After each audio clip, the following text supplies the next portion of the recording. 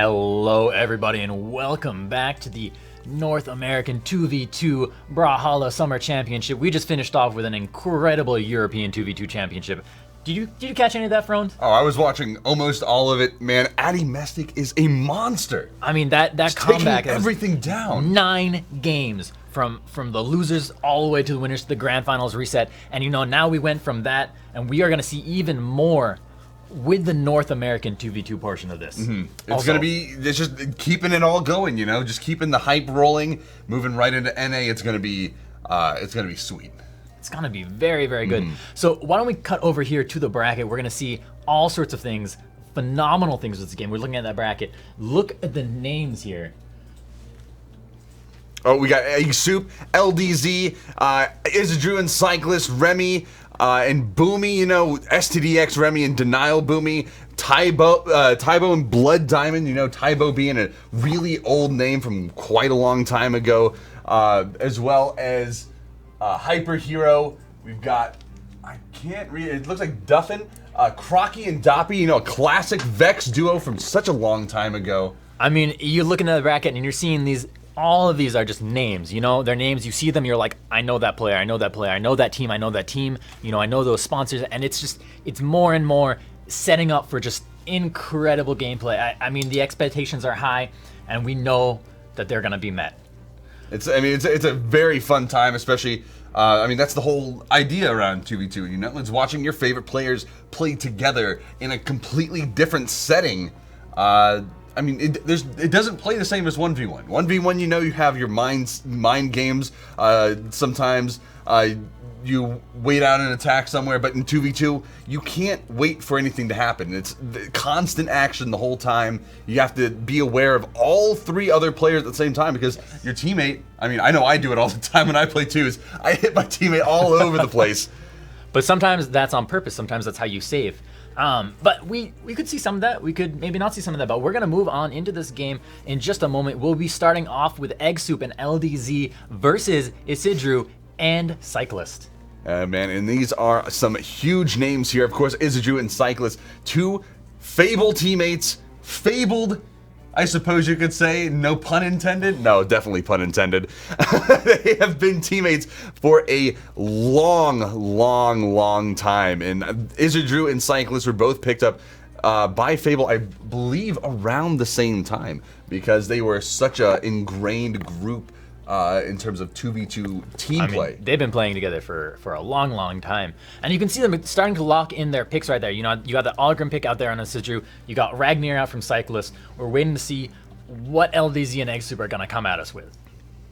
Any thoughts? Well, it's a good question. Eggsoup, I haven't gotten to see a lot from him in recent memory. He's been mostly showing up in the championship matches, but aside from that, he's been, I want to say, playing a lot of gauntlets, but it looks like, oops, he's been playing a lot of gauntlets, but it looks like he's going to be pulling out Ragnar this time around, which is the axe guitars, of course, playing very close to the chest, getting right up against his opponents to keep like a more aggressive play style, and of course LDZ sticking with the Bryn pick. The classic spear axe, we saw a lot of him playing axe yesterday. Yeah. You know what's interesting here with his legend swaps, with his legend picks, right? Yes. Is that you have a Ragnar on either side, but then in the middle, you have 2 characters where axe is kind of one of their primary weapons, right? And I think we do see a lot of axe in 2v2 because of its range, because of its power, and because of what it's able to do. It can cover a lot of area with many of the moves in its kit, and I think that's why you see literally every legend in this game with axe right now. Definitely. Ragnar being, you know, one of the great NA 2v2 picks. We can already see it right here. And Cyclist already getting started, putting a lot of damage on the LDZ. LDZ going all the way up to the sky, not quite being taken out just yet. A little early for that to be taken off the top. But both Cyclist and Eythrow just dealing quite a bit of damage to this red team. Eggsoup, LDZ, trying to get back onto stage. Both kind of stuck onto the platform to the right side. Eythrow moving through LDZ, knocking him out to the right, coming back, knocking him now to the right. And it's very, very intense right now as damage is high across the board. A little bit of team damage right there, but then we see that Sig out knocking Eggsoup way over there. But we saw Cyclist knocked out there from LDZ's Bryn. First stock, first strike for the game. Meanwhile, the weapon throws on Isidru, who nimbly avoids them all. Gonna come back here with that lance, facing off against LDZ, who picks up that downlight into side air, knocks in Isidru, who comes back with the neutral air, and on the bottom, LDZ gets the wall touch. Eggsoup right there to give them a little bit of coverage. Oh my goodness, LDZ knocked right out there. Eggsoup down on the bottom as well. Red team down to 2 stocks. And just like that, it happens. Isidru still on his first stock as well. He's going to become a target for this red team to try and equalize there it is right there. Eggsoup pulling out the stocks, taking off that first stock right off of Isidru, and that is all they're going to need to secure that kill. Just a nice little side air from the axe. And now Eggsoup getting strung around by Isidru. Isidru just pulling that lance all over, dealing so much damage. Now Egg trying to get the Gimp, trying to push him off to the side. It's not going to work. In the meantime, LDZ, Cyclist, just fighting back and forth, trading blows as they move all across that left platform, the left side of the stage. But Cyclist catching with the neutral sig. Isidru confirming a kill onto Egg as well. A lot of big damage, big hits, and Sigs coming out from this blue team. This teamwork between Cyclist and Isidru just coming in spades right now, and it is just showing how the mindset between these two is so close, so seasoned, and how it has evolved over the 2v2 circuit. They're just looking so strong. I completely agree. We do see LDZ kind of isolating out Cyclist here, picking up that downer for the KO, knocks Cyclist down to his final stock. Eggsoup gonna survive there in the red, but we did see LDZ being picked up by that side signature, knocked off the right side of the screen. You got a very, you look at the damage and you think the damage is equal, but Isidru up a stock. We just saw Eggsoup knocked out. This becomes a 2v1 all of a sudden where LDZ has to come back, has to go against the 2 strong players here, picking up that side air very cleanly for the KO. 1 stock across the board. We've seen this comeback many times. In fact, many times today as well, and if not close, and if not happening, it's come close here. And you do LDZ stuck between the 2 players, trying not to get isolated. Isidru ready there with the side stick, another side stick up north. LDZ dodging horizontally, goes into so close. He managed to land a neutral air, which allowed him to get the chase dodge, but he wasn't quite in the right position to continue getting towards the wall as he was right below it. You can't do that chase dodge directly up, so he was not able to get back. It was a good attempt on his part, but Isidru, Cyclist, taking down the game 1 and moving right into game 2. Eggsoup and LDZ banning out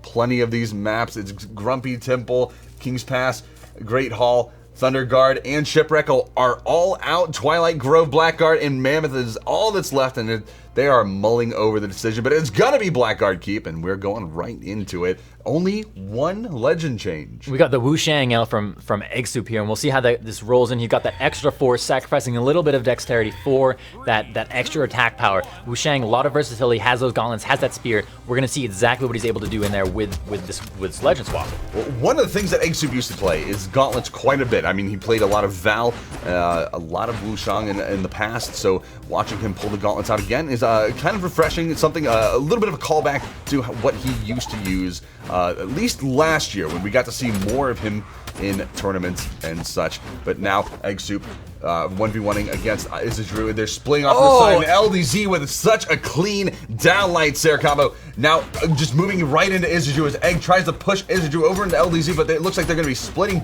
back off. The 1v1s between these two, I guess Cyclist and Isidru feel much more comfortable. LDZ with the ground pound, picking up the KO on Isidru very early on this game, has blue team way down on their second stock all of a sudden, not even a minute into the game. Meanwhile, Cyclist on the edge here, up against LDZ with that axe who's going in there, but Isidru picking up the double side light into recovery, into a side air for the KO onto Eggsoup. Coming in with the signature, LDZ turning it around. High damage on LDZ right now, who's come down there on the edge. Nice recovery, denying the engagement from Isidru. Denying the recovery with the down air. Isidru has the wall touch. LDZ has that wall touch as well. Gonna move in here. Gonna go and try and engage Cyclist right there with Isidru, trying to give him some kind of backup. But the weapon throw from Eggsoup into the ground pound. Isidru denies it with the recovery. Coming in, and then the side air falling. Gonna hit LDZ, knock him out. 2 stocks across the board. I mean, it's 2 stocks across the board, but what you're seeing, Cyclist taken out. Isidru deep in the red. He's on his last legs in this stock, but he's trying to extend it out as much as possible. Egg holding that edge to try to keep Isidru away.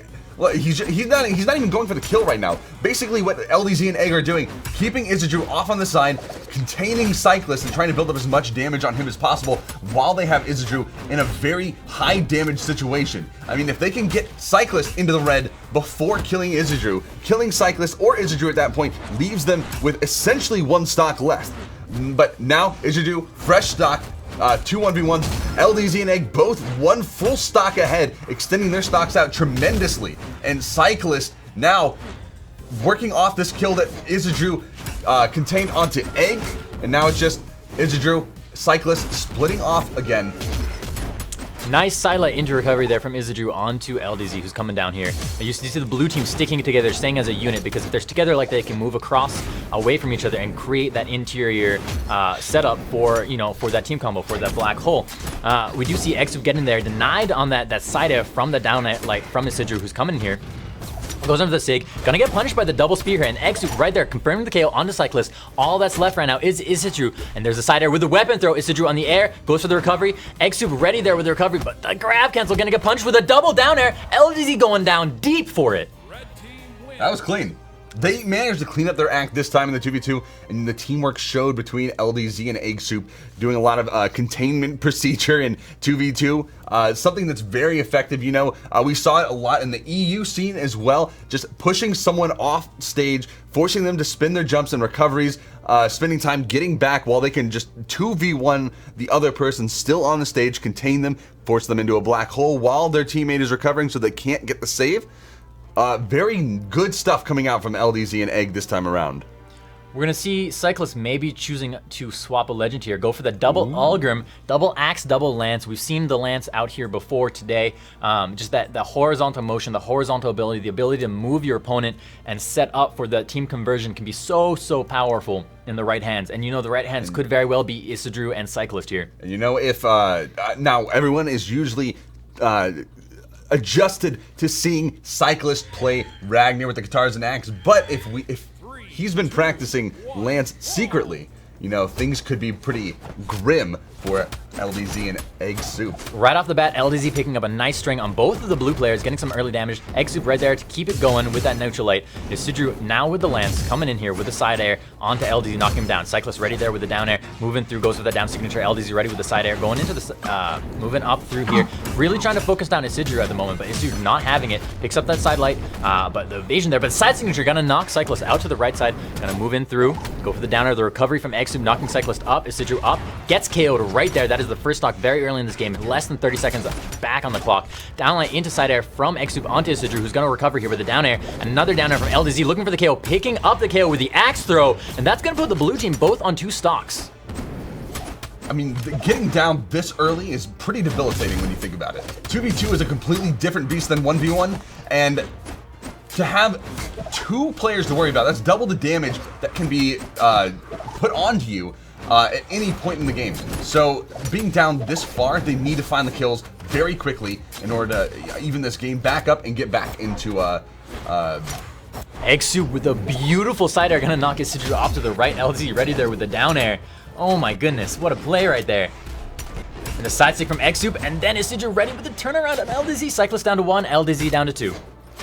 Eggsoup almost found that kill onto Eythrow. He tried to go for the hard read, but it didn't pan out. Cyclist now with an axe, swinging the gold forged axe around, looking for any kind of conversion, but nothing, as Eythrow just finds the side air recovery. And now another side air, pushing LDZ off into the stage. Cyclist trying to keep the pressure going for his teammate, but it's not going to pan out as LDZ finds the out. And now Eggsoup pushing into the middle, trying to assist LDZ.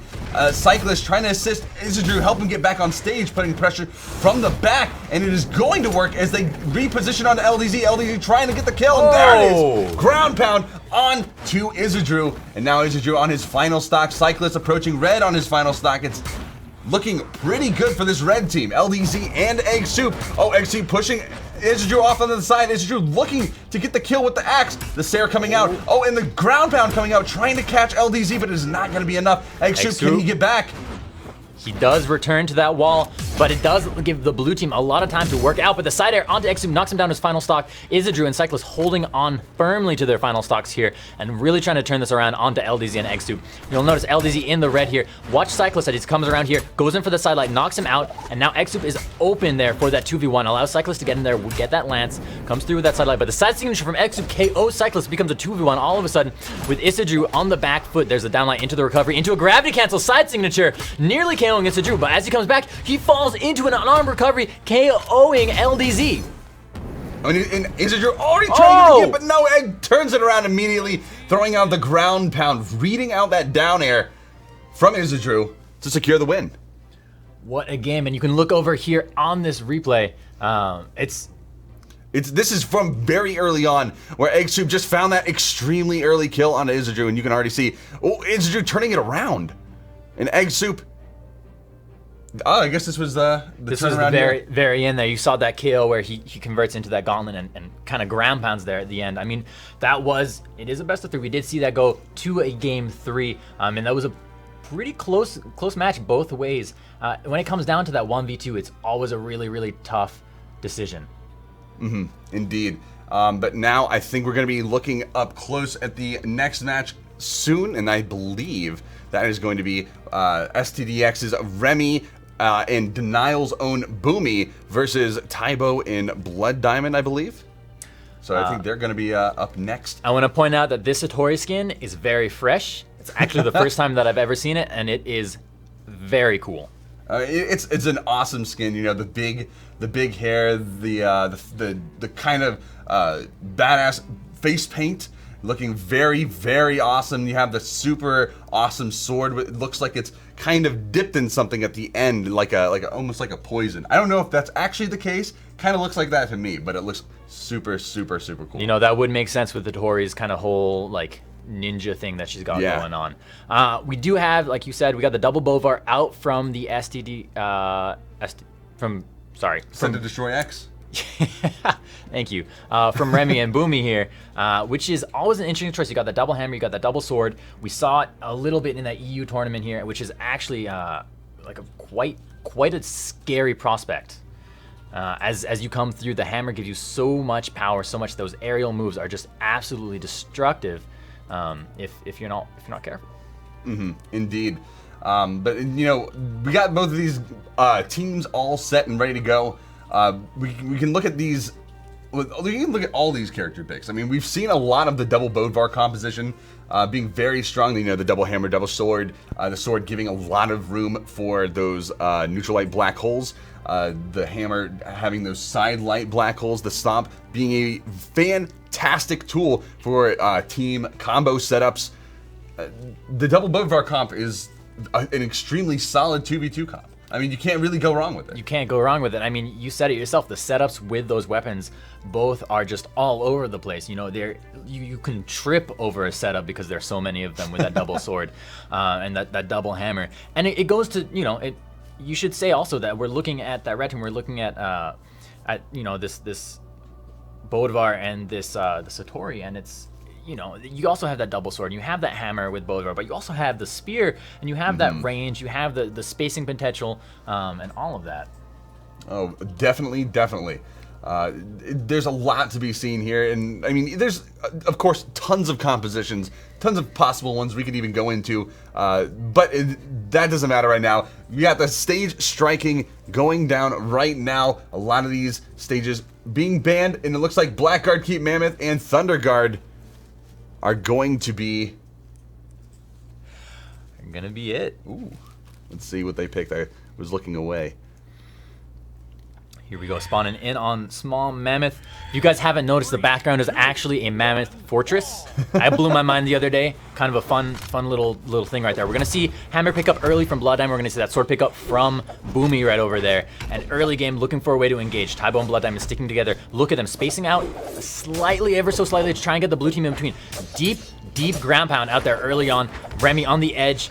And we look at Blood Diamond falling down here. We're gonna come up here. Oh, does Blood Diamond get the recovery? He does get the recovery. It was very close, to say the least. I mean, Boomie trying to confirm it. He's playing very low on that wall, trying to secure the kill, but it is not quite going to come. But no, Blood but Diamond getting taken down. And now Remy and Boomie are going to have to try to get a lot of damage onto Tybo while he's alone, but it's not going to pan out, it seems. Trying to play around his positioning was just a little bit too much for him at the time.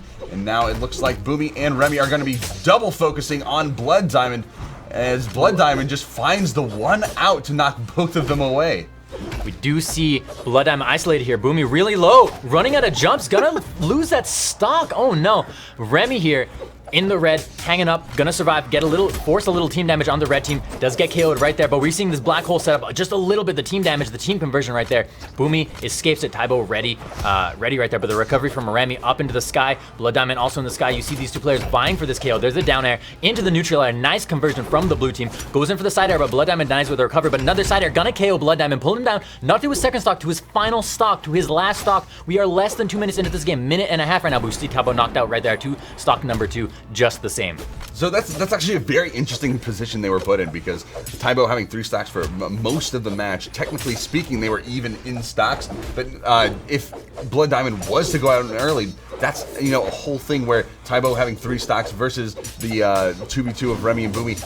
It's a 1v1 or a 2v1, but in a very unusual situation where you have all your lives to try to dish out damage, figure out the strategies that they're trying to employ, and then counter them.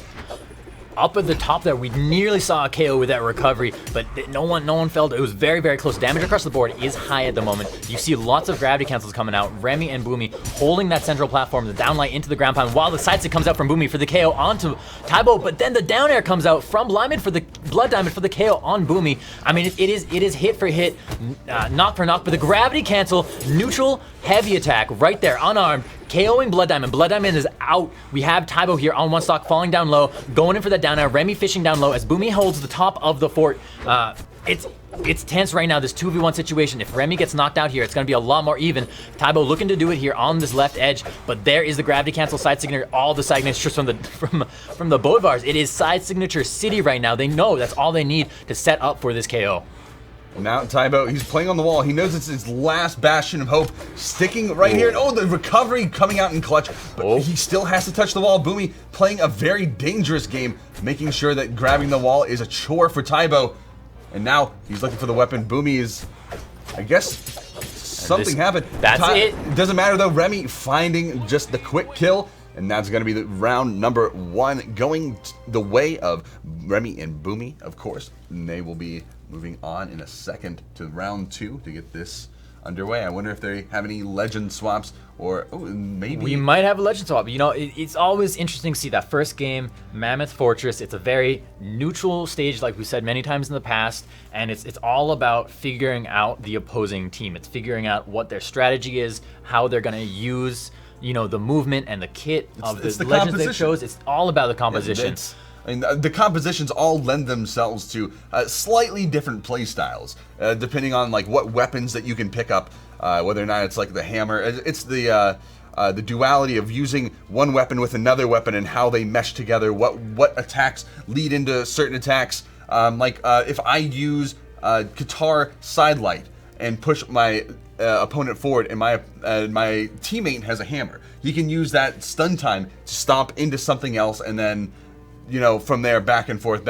It's those black holes that aren't necessarily Neutralite Sword black holes, but like the more intricate, higher force, more interesting setup ones. Yeah, absolutely. You know what I'm talking about. I know what you're talking about. They're back on Small Mammoth Fortress, by the way. And also, we got this Ragnir out from Blood Diamond right now, which should be interesting. You got that axe, you got those guitars. You have a lot of those signatures that can get in there, cover a lot of that area up top, and just kind of do some good damage all around. We're going to see that axe immediately out from Blood Diamond, while Boomie picking up that hammer.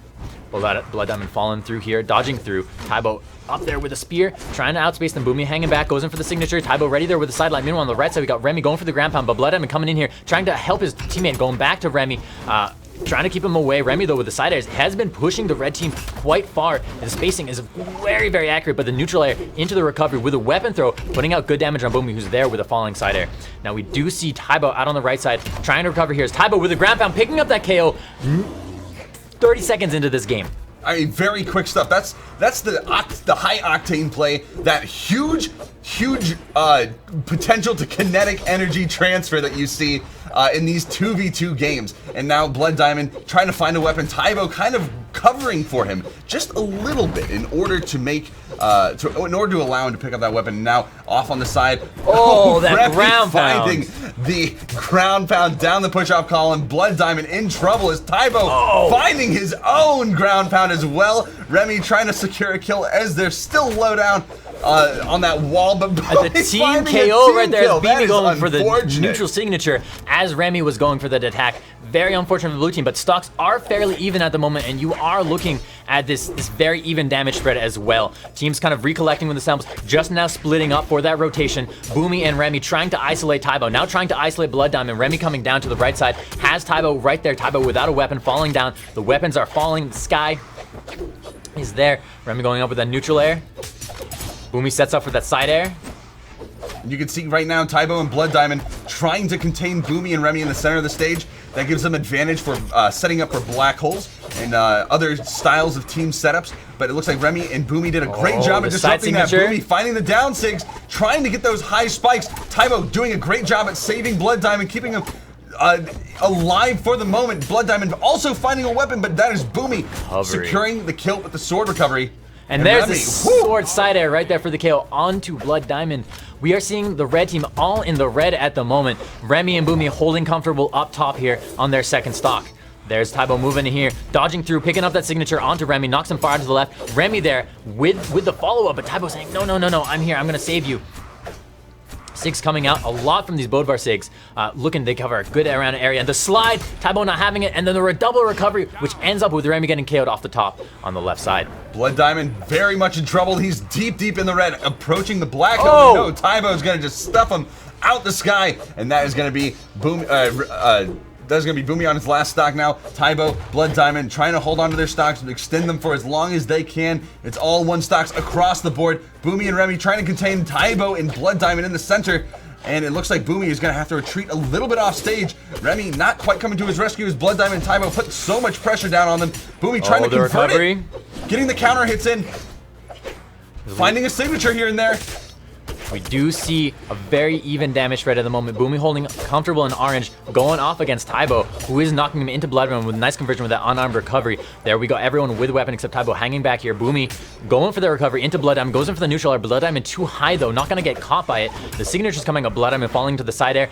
Meanwhile, Tybo has Boomie on the edge, and we see a KO right there, knocking Remy out. At the same time, Boomie gets knocked down, and just like that, Blood Diamond and Tybo are gonna take game 2. This is gonna go to a third game, folks. It's a very good showing from Tybo and Blood Diamond in this game too, showing kind of consolidating their weaknesses and making it much harder for Boomie and Remy to exploit, of course. I mean, that's the name of the game, is just reducing the amount of the exploitation of your weaknesses. And Blood Diamond, Tybo consolidating their teamwork, working together, containing Boomie and Remy, getting a lot more damage output as a team, not necessarily as a solo excursion, I suppose you could call it. Just going off on their own on an expedition to deal as much damage on their own as possible. No, this is a team game, 2v2s, and right now we are back into it. Tybo and Blood Diamond trying to gang up on this blue team at the same time, corral them together, and just deal as much total damage as they can. And you can already see that as Remy and Boomie just have so much more damage built up as a team. Up in the sky, first strike onto Tybo there from Boomie with that recovery. Blood Diamond coming down here with those guitars, going for that gauntlet ground pound. There's the neutral sig coming out, gonna get punished. Remy in the sky though, Tybo going for the grab cancel neutral sig. It's not gonna connect as Remy avoids it, but there's the setup with the team damage. Tybo alternating to go up to the left side with the recovery into Boomie as Boomie up above without a weapon. Blood Diamond up there trying to recover into him, but Boomie avoids it. Now with the hammer coming through here, we do see Remy pushing both red team members out onto the left side. The side signature though from Boomie, not gonna connect. Side air from Remy, pushing Blood Diamond out to the left side, and the neutral sig from Tybo, skyrocketing Remy up into the sky for that KO, and then a side sig KOing this for this double KO onto Boomie. And Tybo and Blood Diamond right now doing their best to contain Boomie and Remy once more. But now Blood Diamond being thrown off to the side. They have to consolidate themselves, move together, reset themselves, regroup as a team, and just find this neutral game that may exist in 2v2, as they have to find the optimal route to engage this other team. And now Blood Diamond throwing out a sig. Tybo looking to fight, push Remy into the center more. Blood Diamond trying to find the follow-up, hitting Boomie instead. And now Remy finding the stomp side air to confirm the kill onto Tybo. Blood Diamond still on his first stock. The Blood Diamond down stocks there are technically even, but if Blood Diamond eats it, and there he does, the ground pound from Boomie coming out. Now down a stock, but fresh stocks themselves. Boomie is in a very good place. If Blood Diamond and Tybo can focus on him, they can secure a kill, take an advantage in this set, and push towards a possible victory. But you see Remy here out on the edge as Boomie pushing the pressure out onto Blood Diamond. The recovery into Boomie up in the sky. Boomie quite damaged. There's the neutral air. Blood Diamond red setting up for that recovery, but the weapon throw from Boomie gonna deny it. Meanwhile, you do see Remy keeping Blood Diamond away from Boomie, but there's Boomie in with a neutral light with that hammer coming in, dodging through that signature. There's the neutral air knocking Tybo up into the sky. Boomie going in, but the side air from Blood Diamond's axe KOing Boomie, bringing him down to his final stock. Right now, 2-1 stocks across the board. Remy and Blood Diamond both in the red. Those are the targets to keep your eye on. Remy down there, quite low. Blood Diamond, though, ignoring him and Boomie as well. Tybo on the right side coming back here. Gonna pick up that spear. Caught by Remy's side air as Remy sets up for the downlight into the recovery, KOing Blood Diamond, knocking down his final stock. Tybo here, again, the double KO with the downlight into recovery. Huge plays right now out from Boomie and Remy. And it's a 2v1 situation as Blood Diamond is all alone. He's got a fresh stock, but it doesn't mean too much when it's a 2v1. And now there's a setup. Black hole coming out, the team combo, the setups. And it's down to the wire for Blood Diamond. He's got to find something to survive. Remy recovery and the recovery from Blood Diamond. Boomie trying to secure more pressure off on the side, but it doesn't matter. Boomie goes for the recovery and he doesn't quite connect it. And now the stomp into the down air. Blood Diamond up, goes in for the down air, avoids that ground pound, avoids the down air from Remy. Remy going for the side air, gets back to the wall touch, but will get hit a little bit. There's the setup with the stomp into the side air. Blood Diamond can come back from this with a weapon throw, avoids it, coming through with the recovery, but the side air, and that's gonna be it. Blood Diamond will get KO'd. Remy and Boomie are gonna advance to the next round. Fantastic stuff by Remy and Boomie, to pull things back from that second game. Tybo and Blood Diamond were definitely looking good, but you can see here as Boomie tries to confirm the kill onto Blood Diamond and Remy just turning things right around, just assisting his teammate where it's needed most. The double KO coming out in clutch for these guys. It was just a 1-2 down air recovery punch type of deal. I mean, that was phenomenal. I mean, that did go to that third game. All of these games, so close, so high damage, so strong across the board. If we cut over to the bracket, let's look at where we are right now with our players. We can see just who is where. We have our top 8 almost completed, and looking at the top of the bracket, we have Remy and Boomie set just having beaten Tybo and Blood Diamond, so they're going to be moving on to the winners finals. We got Stevenator and Bacon _ going against LDZ and Eggsoup coming up. Starlight and Astronaut, 2 fantastic players who have, I believe, played 2v2s together in the past, facing off against Midget and Hyperhero, who are a more recent 2v2 team that we've seen in a lot of these LAN events like CEO Dreamland and Combo Breaker. So them working together, it's kind of a storied team, coming out to a lot of these bigger LAN tournaments. Getting to see them watch them play in person, it's quite a treat. We are going to be seeing, in that losers bracket, we're going to be seeing this match of Astronaut and Starlight, both rocking that noble tag, up against Hyperhero and Midget. We see a lot of Koji here. Double Koji. We got the Koji out from Astronaut, we got Koji out from Hyperhero, but then we got the Bodvar, traditional Bodvar choice there from Midget, and we have Starlight on Val, and we know Starlight has been playing a lot of Val lately. We'll see where this game goes as it gets started, folks. I think this is going to be a good one. Yeah, it should definitely be an exciting one. A lot of sword being a fantastic 2v2 weapon, of course. Those neutral lights, the side lights, great tools for displacing your opponents, and the downlight, of course, for those team combination attacks. And now the band's going underway. Might see a Mammoth Fortress here. It's a popular map. It is Mammoth Fortress. Now, I'm curious. I want you guys to keep an eye out for the hammer and for the Gauntlet. Those are the two weapons that are unique in this matchup between these two players and between these two teams. Well, to be fair, we haven't seen a lot of Bo in the 2v2, let alone in the Summer Championship at all. So it'll be very interesting, to say the least, to see how these bows affect the 2v2 matchups in total. They have quite a different kit from what we've seen in a lot of the weapons so far. So the diagonals, the Starlight with a potential early KO on Hyper Hero, who does come back, but there's a ground pound onto Midget, who does not come back, and that is KO within 20 seconds. We do see a KO onto Midget. There's the neutral air from Starlight. Starlight here with those gauntlets going in with a recovery onto Hyper Hero without the weapon. Midget coming through, goes for that weapon. Hyper Hero picks up first though. Astronaut watching the edge guard. Midget with that hammer, with that chair hammer going on Starlight here. Well, has the recovery, uses the recovery. Starlight going for the ground pound. There is Midget coming back to the top, goes to the ground pound, secures the KO onto Starlight with that ground pound, recovers back on here. Now all the focus is on Astronaut over on the left side, who goes into the ground pound, but is going to avoid that recovery from Midget. And already Midget and Hyper Hero consolidating themselves, moving together, getting ready to approach this team. And now Astronaut, Starlight separated on both sides as Hyper Hero. Oh, Hyper Hero eating the side air from Starlight. Now, oh my gosh, Astronaut taking the through Starlight with the ground pound. Midget trying to get back. No, he can't. He got stuck in the bottom and he just ran out of recoveries. And now Hyper Hero all alone as Starlight starts to put Hyper Hero in an edge guard. And he does manage to make it back. Starlight trying to push him, Hyper Hero into his teammate. Astronaut having a tough time dealing with the pressure from Midget and Hyper Hero, it seems, as Starlight is trying to pick up the slack, save his teammate, and get into a good position to continue their team pressure. Almost even stocks across the board as Midget is down to his final stock. Hyper Hero and Starlight, though, both in the red at the moment, both viable targets for the other team. There's the weapon throw, the sidelight from Midget coming through. Hyper Hero getting caught in Astronaut's bowstring, which is a KO right there, using that recovery, knocking him down to his final stock. Starlight in the red going deep with that ground pound. Midget going with the ground pound of his own. There's the wall slip active on Midget, though. Dangerous place to be, but Hyper Hero playing interference and allowing Midget to come back to this ground. Oh, Hyper Hero with a nice neutral stick as well, catching Astronaut out in the open. That's huge damage. And now Starlight trying to get the Gimp kill. He's got the neutral. He goes for the ground pound. It's not going to connect. Hyper Hero has the height advantage. And there's the side air, confirming the kill. And Astronaut now pushing the pressure onto Midget before the Hyper Hero can get set up again. Starlight caught without a weapon, but he does not care. Finding the ground pound again. Goes for two! Oh, the double huge KO, double KO for the game. win. That is huge coming out from Starlight in order to clutch that game off and just end it in massive, massive victory. Just incredible stuff from Starlight this time around. Watch this. He spawns in.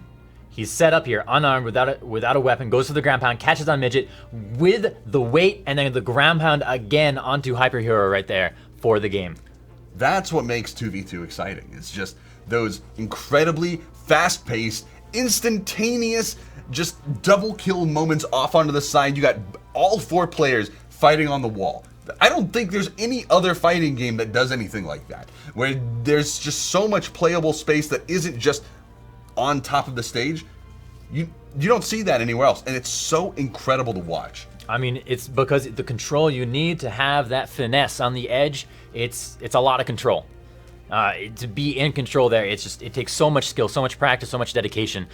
We are seeing here, are we seeing a legend swap? We are not seeing no legend swap here from either team. They're gonna jump right back on it. There is one legend swap. Hyper Hero was on Koji in the last game. Was on Koji, you're right. But this time around, he's gonna be picking out the Hattori, getting that spear, the ranged weapon. It'll allow him a little bit more freedom off stage. The neutral air being a fantastic tool for catching out people coming for you off stage and being able to get use that chase dodge to get back to the wall. We'll see how this works out, especially since there is less wall, notably so in this matchup since they are on Shipwreck instead of Mammoth, but they don't care. They're going right into it. Hyper Hero still without a weapon, finding the sword. Starlight and Astro trying to put a lot of pressure on a Hyper Hero. Hyper Hero almost in the orange. He's got the most damage built up already, but Astronaut and Starlight trying to stay together, keep themselves in a great position to not get gimped. Starlight just picked up two really nice sword strings right there. Midget has Starlight on the edge, going for the ground pound. Starlight above, catches that down light into the down air, has Midget down.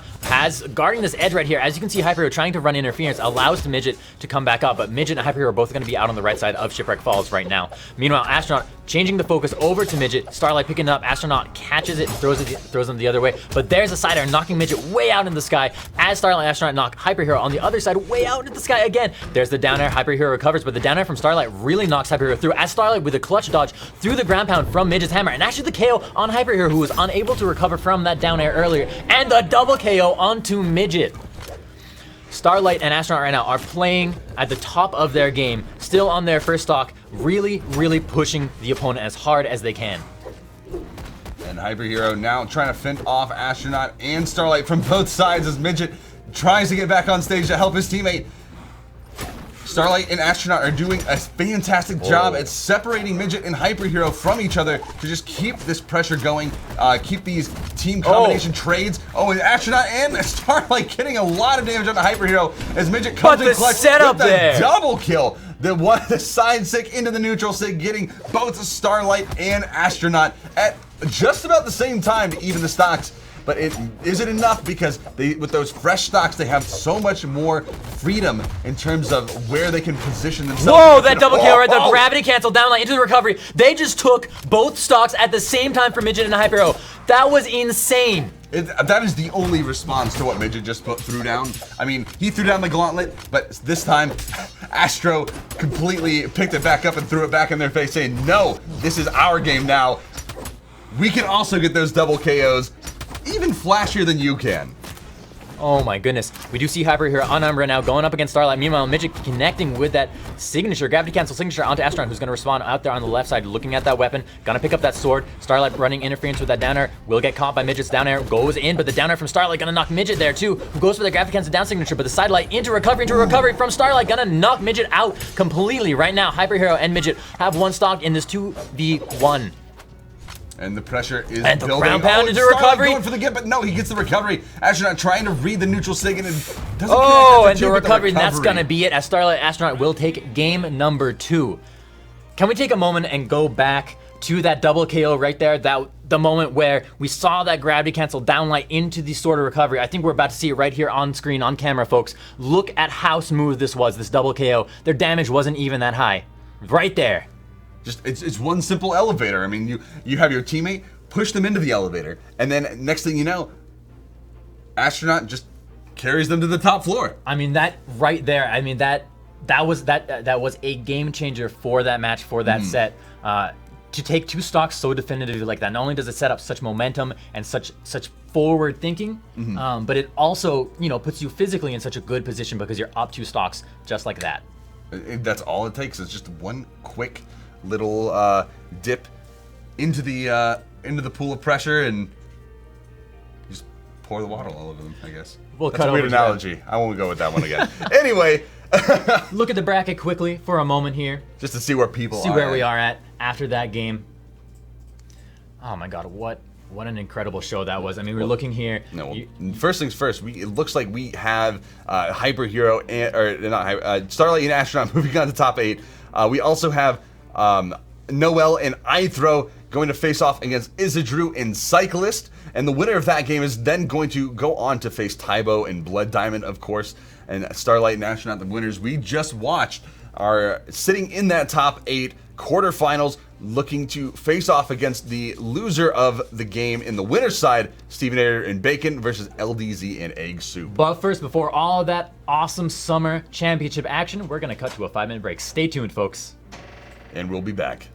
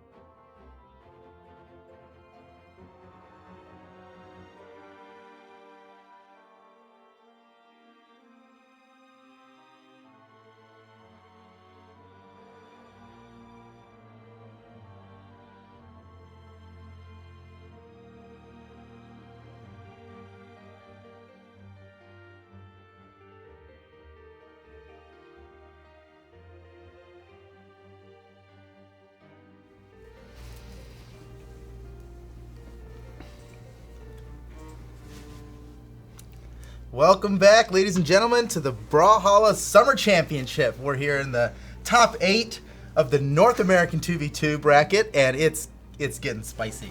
I mean, I don't know how much spicy you can get. I mean, you know, we're in the summer. It's all about hot. It's all about spicy. It's all about keeping the heat going. That's all we're doing right now. Got the next game coming up in just a second. Stevenator Bacon versus LDZ Eggsoup. That's right. Huge stuff. That's right. This is a top 8 match.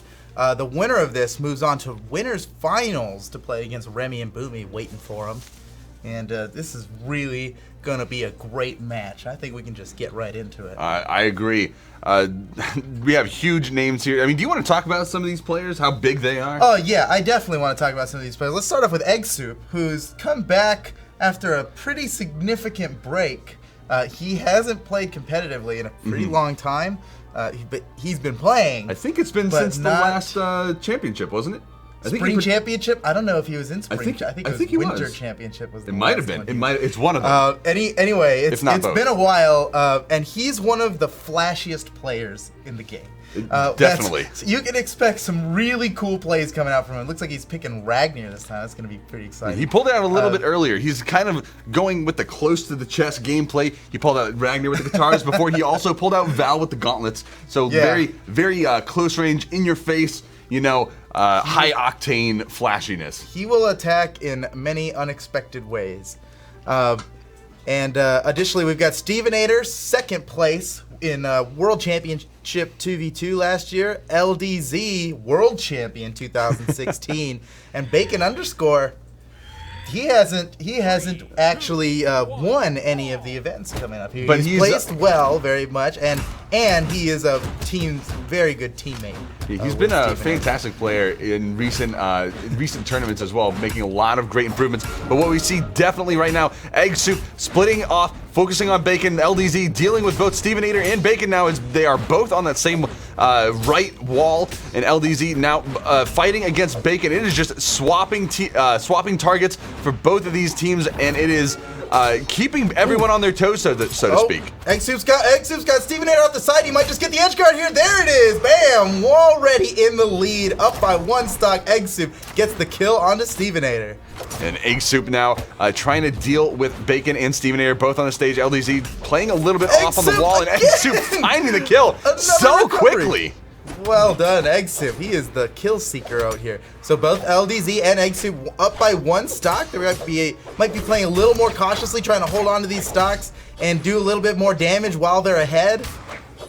It's only going to take 1 good hit on either of them to get a kill here. Let's see what happens. Stevenator's got Eggsoup off the edge here. Eggsoup gets back up, no problem. He's helping LDZ out with Bacon. Bacon gets the hit on the LDZ, and that's the kill. Downlight to side air on sword. Finishes him off, and just like that, Stevenator gets the kill right back onto Eggsoup. Its stocks are tied back up, but they got a little bit of a damage. It's barely been a minute and a half, and we've already seen 5 kills. 5 kills. Like a minute and a half, and we've seen 5 kills. I don't know how much more fast-paced it can get. LDZ, Eggsoup, Bacon taking eating the down air, taking that death. Eggsoup and LDZ a stock up, a full stock, and this is Stevenator and LDZ, Eggsoup, Bacon, everyone just playing so in your face and aggressive. There's just, this entire game is pressure overload. I mean, the tank is about to explode. Stevenator just barely missed that last little bit of it. That was a good combo though. Good damage. Despite not getting the kill move, that was very, very helpful damage. And Stevenator off the edge here. He's in trouble. He's on his last stock. LDZ's looking for a kill. Stevenator now with the upper hand, but Eggsoup comes in with the assist. He gets the kill onto Stevenator with a ground pound from the sky. It was a meteor. A little bit too much of a tunnel vision on LDZ. Wow. That teamwork coming in clutch. That's the whole thing with 2v2, you know, finding that that teamwork. There's assists, and we can see it right here. The Eggsoup getting these just insane 2 kills right one after another, and Eggsoup coming with the axe, finding the kill onto Bacon. That huge recovery into just, you know, another huge hit to confirm it onto Stevenator as well. Look at that. Did you see that? 6 KOs from Eggsoup. He cleaned it up. That was Eggsoup is the janitor out here. He's the closer. He's cleaning up. What a match! That was barely a 2-minute match. It was just barely over 2 minutes. That was aggressive. That was an aggressive match. It's almost like they're trying to set right back into it. Stdx switching from Val to Hattori now. It's almost like they're trying to set a record for fastest 2v2 game time in a tournament. Okay, here we go. Game 2, Eggsoup and LDZ up by 1. We're in top 8 of Summer Championship North America 2v2. And it looks like Bacon and Steve are going to find a sword, so that's going to open them up for some sword neutral light, down light combos. And already LDZ and Egg with the double axe dealing a huge amount of damage, like almost 20-30 damage above this blue team right now. And it is just pouring out. This Eggsoup and LDZ trying to find the down airs as well. You can see both of them throwing them out, trying to find these gimp kills, but Bacon losing his weapon, getting thrown off to the side. LDZ trying to find the side air, and it's not going to connect. But LDZ now, Bacon looking for the down air. Eggsoup finding the recovery as well. Another kill for Eggsoup. He is the janitor out here. He has 100% of the kills in this match so far. Be that only 1 kill right now. Stevenator's got LDZ out the edge. They both went for the edge guard there. Bacon got caught in Stevenator's recovery because they were so close to each other going for the kill onto Eggsoup. Stevenator lands some more friendly fire on Bacon, but Bacon's not killed from it yet. Oh, LDZ going for the recovery and the team play. Eggsoup picking that up right off the recovery, confirming that kill. Stevenator has 1 stock left. Everyone else still on their first stock. Stevenator's got to play a little bit more carefully, a little bit more closer to the chest because he doesn't have much left in this. We had 2 kills happen in that little bit of time. Bacon got a kill, and then Eggsoup returned back with his kill. Eggsoup still at 3 stocks. He is rocking this match right now. He's deep in the red, though. It's not going to take much for them to finish it off. In fact, at this moment, they're trying to build up the damage on LDZ, trying to equalize the stocks in more in favor of the blue team, and it is just not going so well for the red team. Is just dominating this matchup as Eggsoup finally bites the dust. Stevenator and Bacon going right into this, and LDZ is just edge guarding so devastatingly against Bacon right now that Stevenator's in trouble. Eggsoup might get the knockout right here. Oh, he was charging up that neutral sig, waiting to get the KO onto Stevenator. But Stevenator avoided it, and now he's in trouble. Wow, LDZ almost followed up on that kill, on that hit from Eggsoup. Stevenator's in trouble. He might get knocked out here. Nope, makes it back up. Everything's okay. Everything's okay. Everything's awesome for Stevenator. And now LDZ and Stevenator going at it, Bacon and Egg going at it. The breakfast combo. I think that would be a great team composition. Is just the breakfast combo. But either way, LDZ and down. Egg. He is out. He's out. Eggsoup and LDZ up by 3 stocks right now. Very comfortable lead. Looking like they're gonna close this out. Oh, but there is 2 kills coming out from Bacon. This is not over yet. Bacon just wants to remind the entire chat and the both of us that there is still a chance, a possibility for them to come back into a game 3. LDZ and Egg with the recovery coming out. He's almost dead, trying to go for the recovery. LDZ doesn't find it. Another one coming out. Bacon getting both LDZ in the downlight side air combo. Oh, but it comes out, and that is the side sig to confirm the kill. That was charged up. That one was definitely gonna kill. I mean, usually you just want to throw out those signatures, but you can kind of throw people off by charging them just for a split second, finding that timing, catching them off. Yeah, Perfect that little heartbeat mix-up, that definitely works very often here. And it looks like we're going to see the final KO here. Charge, bam. Boom. Powerful hit from Eggsoup. That's going to win the match for him. That's 2-0. That was clean. Yeah, it can't be any more clean because, like you said, Eggsoup is the janitor. He's the janitor. Just sweeping everybody He's out aside. there cleaning up. Wow, no, that was a strong match. Really fast too. I feel like we watched that for maybe 5 minutes. Or that's probably going to be the shortest match of the day. Let's be honest, because you got crazy. Both sides were heavily into that aggressive play style, going right into any sort of damaging against their opponents. That's the most fun kind of stuff you can watch in one of these. But now we got Noel and Eythrow coming up against Fable's own Eythrow and Cyclist. This is going to be an interesting match. Now, Noel, sponsored by Fable, teaming up with Eythrow of Set to Destroy X, and they're going to be playing against a team that is both Fable-sponsored players. So, fully sponsored match here. mostly Fable, some Set to Destroy X in there. Fable just making good showings. So Cyclist and Astronaut, they've been playing together for a pretty long time, basically since the very beginning of the Brawlhalla circuit. They've stuck together through the entire thing. They have a lot of experience together, and this is new picks I'm seeing from them, though. I've never seen Cyclist play Queen Nai. I've never seen Astronaut play Scarlet. This is going to be a pretty interesting match. Noel and Eythrow sticking with the double Bodvar. We've been seeing a lot of Bodvar teams today, and it's been working out pretty well for them. There might be something there. Let's see if Astronaut and Cyclist, unusual picks and longer experience together, might pay off. Well, you know, one of the things about Cyclist and Nizuju's picks, Cyclist has always really mained Katars over everything else. So this, moving from the Ragnar pick where he was running Katars Axe, it's not terribly different. I mean, you're going to be a little bit slower, a little bit tankier, and dealing a lot more damage as Queen Nai. So you have those the Katars. They play a little bit similarly. There must be some kind of connection issue. This is part of the rules. They've made a legal move here. Kill suicide within the first 10 seconds. And, so yeah, they can reset the match. If they do stick with these picks, we can kind of talk about this, flesh it out a little bit more. Cyclist, you know, as a Qatar, more of a Qatar main, I think, than purely a Ragnar main. This is a pretty great pick for him because Queen Nai, you know, is not something we see too often. We saw Cake pull it out in EU. It's a very strong pick, especially in the 2v2 with the high damage, the high defense. You don't necessarily need the movement speed too much as long as you can just dish it out. You know? The team has to play a little bit differently, but yeah, Queen Nai, high defense, high strength, great kill potential, and great stock tanking potential. That is to hold on to your stocks as long as you can. I mean, you played it for quite some time I played a lot of Queen Nai back in the day, and yeah, you would know. I actually opted for a different character than Queen Nai for 2v2 because I felt I needed to be in position. Being in position quickly was more important than just getting the kills, but that depends on who you play with. So in this case, Isidru is going to have to play around Cyclist a little bit and make it work for Cyclist, and then in turn their team will do much better as a result. So it's definitely going to be an interesting match. Yeah. Eythrow, Noel, you know. These guys are monsters. Talk about consistency. Noel and Eythrow have since Eythrow got second place at Combo Breaker, losing only to Noel, by the way, who got first place at Combo Breaker. He has been top 3 in every single tournament he's competed in.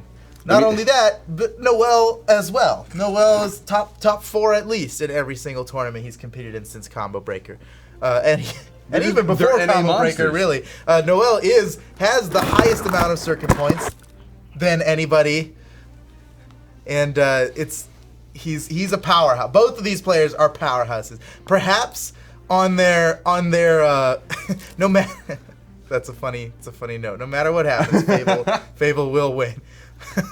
That's true. That's a true statement. In some way or another. So perhaps Eythrow and Noel's 1v1 excellent 1v1 performance can carry their team's inexperience together, or maybe they'll play so well together just because of their play styles. I know they're pretty friendly with each other. They probably spar a lot together, so they may have a pretty good amount of knowledge about how their teammate plays. And no! Noel just falls off the side. He KO'd himself. Oh my goodness. That's a little unfortunate. I mean, it happens every once in a while. He gets thrown down there, and then the mind gimp comes out. But Noel, you know, showing he doesn't really care too much. He's throwing out these hammer plays, something that we're not used to seeing from Noel. But he's managed to build up a ton of damage onto Isidru and Cyclist. Isidru's coming out with the hammer, though. Noel again. Just about getting that recovery. That would have been devastating for Noel if that connected with the ground pound coming out. That's it. You got him. And Noel is down to 1 stock, and not even a minute has passed in this game. Things are not looking good for the Bodvar team in blue. Oh my goodness. Side-airing his teammate, Cyclist, trying to get back as well. But using the 9 pick, he's so damaged. That neutral air just barely not confirming the kill onto Cyclist. And now Cyclist using that neutral air to push Eythrow away so that the red team can try to focus on Noel. But it's not quite going to work as Cyclist bites the dust on the right side. Oh no! Noel finding the kill onto Eythrow as well. Friendly fire. Oh, just a little bit of unfortunate circumstances coming out for this blue team this time around. Oh man, the friendly fire. That was unfortunate. That was unfortunate. Oh my goodness. And you can see Noel still consistently challenging Eythrow off the side, despite having just got brutally gimped and had his second stock taken from him before a minute had passed in this game. He still just runs up and challenges it. He's unafraid of whatever challenge is in front of him. Here he goes. He's going deep again. He doesn't care if he's at one stock. He just might. Maybe that confidence will be what they need to win this match. They're still in it. Eythrow and Cyclist 2 stocks each. Noel pretty close. Ooh, Eythrow finding the kill on the Eythrow on the side. Eythrow and Cyclist finding the advantage now, being full stocks up. Not even in the red, so very good positionings to extend this lead. And there's the double recovery kill onto Noel. Noel being eliminated in this matchup, and now Cyclist Eythrow holding the map control on the stage. The Eythrow just taunting them, telling them, you know, come at me, bro. I am right here. You cannot take me. And Cyclist and Eythrow are having none of it. Eythrow, did you see side air, just sweeping it up. Cyclist not going to make the same mistake twice. That's what they wanted to avoid. Eythrow kind of forced them in there. They want the stage. They have no reason to go out there if they don't want to, other than not wanting to wait at this point, right? No, it's looking for those advantages and holding that platform on the side, forcing them to approach you. That does take a little bit of advantage in your favor. So Eythrow taking that is a very smart choice. Cyclist and Eythrow, though, as soon as Eythrow tries to make an approach, they just gang right up on him. So you can tell why he's a little bit hesitant to make this approach as well. Yeah, but players are red, and if you're hanging out on the side, it only takes one hit to kill you. So Cyclist is trying to avoid that right now. They got him off the edge, though. Let's see if they'll get the team edge guard. Oh, they're trying. They're throwing it up. You can see that team synergy with those two signatures. They both kind of push you back. Cyclist move pushes him up, so the gas blast from Eythrow's down sig doesn't quite make the difference. But Eythrow finding the side air to confirm the kill, and that is game 1 going to, I guess, Team Fable. Team Fable. Cyclist Eythrow wins the first match, and look at this. This is the gimp. Eythrow just barely missed that onto Noel, but no matter, he gets the ground pound at a perfect opportunity to get the kill. And you know, a few seconds after this replay, you can see Noel just coming right back down in there to fight Eythrow in the same situation again. No, and it looks like Eythrow and Cyclist are going to be sticking with these picks. The picks worked out fantastically for them, by the way. Eythrow on the Scarlet and Cyclist on the Queen Nai, having, you know, a decent number of defensive points as well as a huge number of strength to confirm these kills very quickly. All right, Noel's back in the lobby, and we're moving on to game 2. First one went to Eythrow and Cyclist. We're here in the top 8 of the North American Brawlhalla Summer Championship 2v2 tournament. There's been something like 1,000 entrants, 1,000+ entrants in this tournament alone. I mean, total, we're down to total top weekend. 8. It's like what, 2,600 total entrants? The whole weekend, including both regions, is over 5,000 entrants. All right, here we are. Eythrow trying to get the side airs, but the setup is missed. Cyclist managed to get out of it, and now he's setting up for the damage himself, finding the side airs. Eythrow and Noel off onto the side. Noel pushing Eythrow off, trying to look for that neutral stick to confirm the kill early on, but it's not going to connect. The weapon throw. Ooh, fantastic teamwork coming out from Eythrow and Noel. And that's the first kill. Eythrow out on one stock. Noel and Eythrow just facing off right now as he comes back into the game. Eythrow and Noel trying to position themselves on the outside of Eythrow and Cyclist to get a lot of this team combo damage rolling.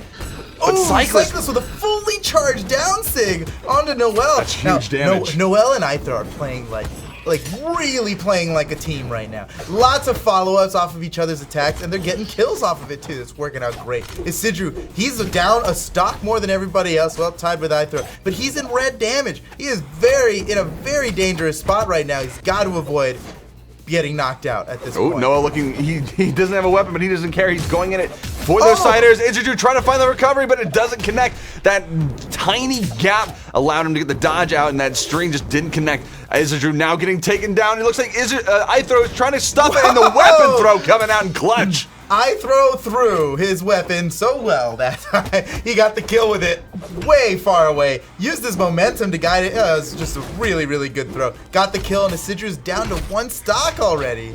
Noel loses a stock. He's on 2. Cyclist still holding on to all 3 of his stocks. I mean, that's the whole There thing. it goes, I mean, he does bite the dust right there. But, you know, before that, I mean, it's, you know, the Queen 9 never die mindset where you're going to tank everything without a care in the world. And Cyclist looking to do that again as he goes into his 2nd stock. Eythrow is coming up into the red, so he's going to be a target for this red team to try to focus on. It looks like as they get Noel into the red as well, and Eythrow getting pushed off onto the side. Noel trying to space the red team out so that they can't pressure Eythrow, but Eythrow just going right back into it. He's getting still getting a lot of damage off. And you can see Astronaut playing carefully here. He is so close to being knocked out of this game.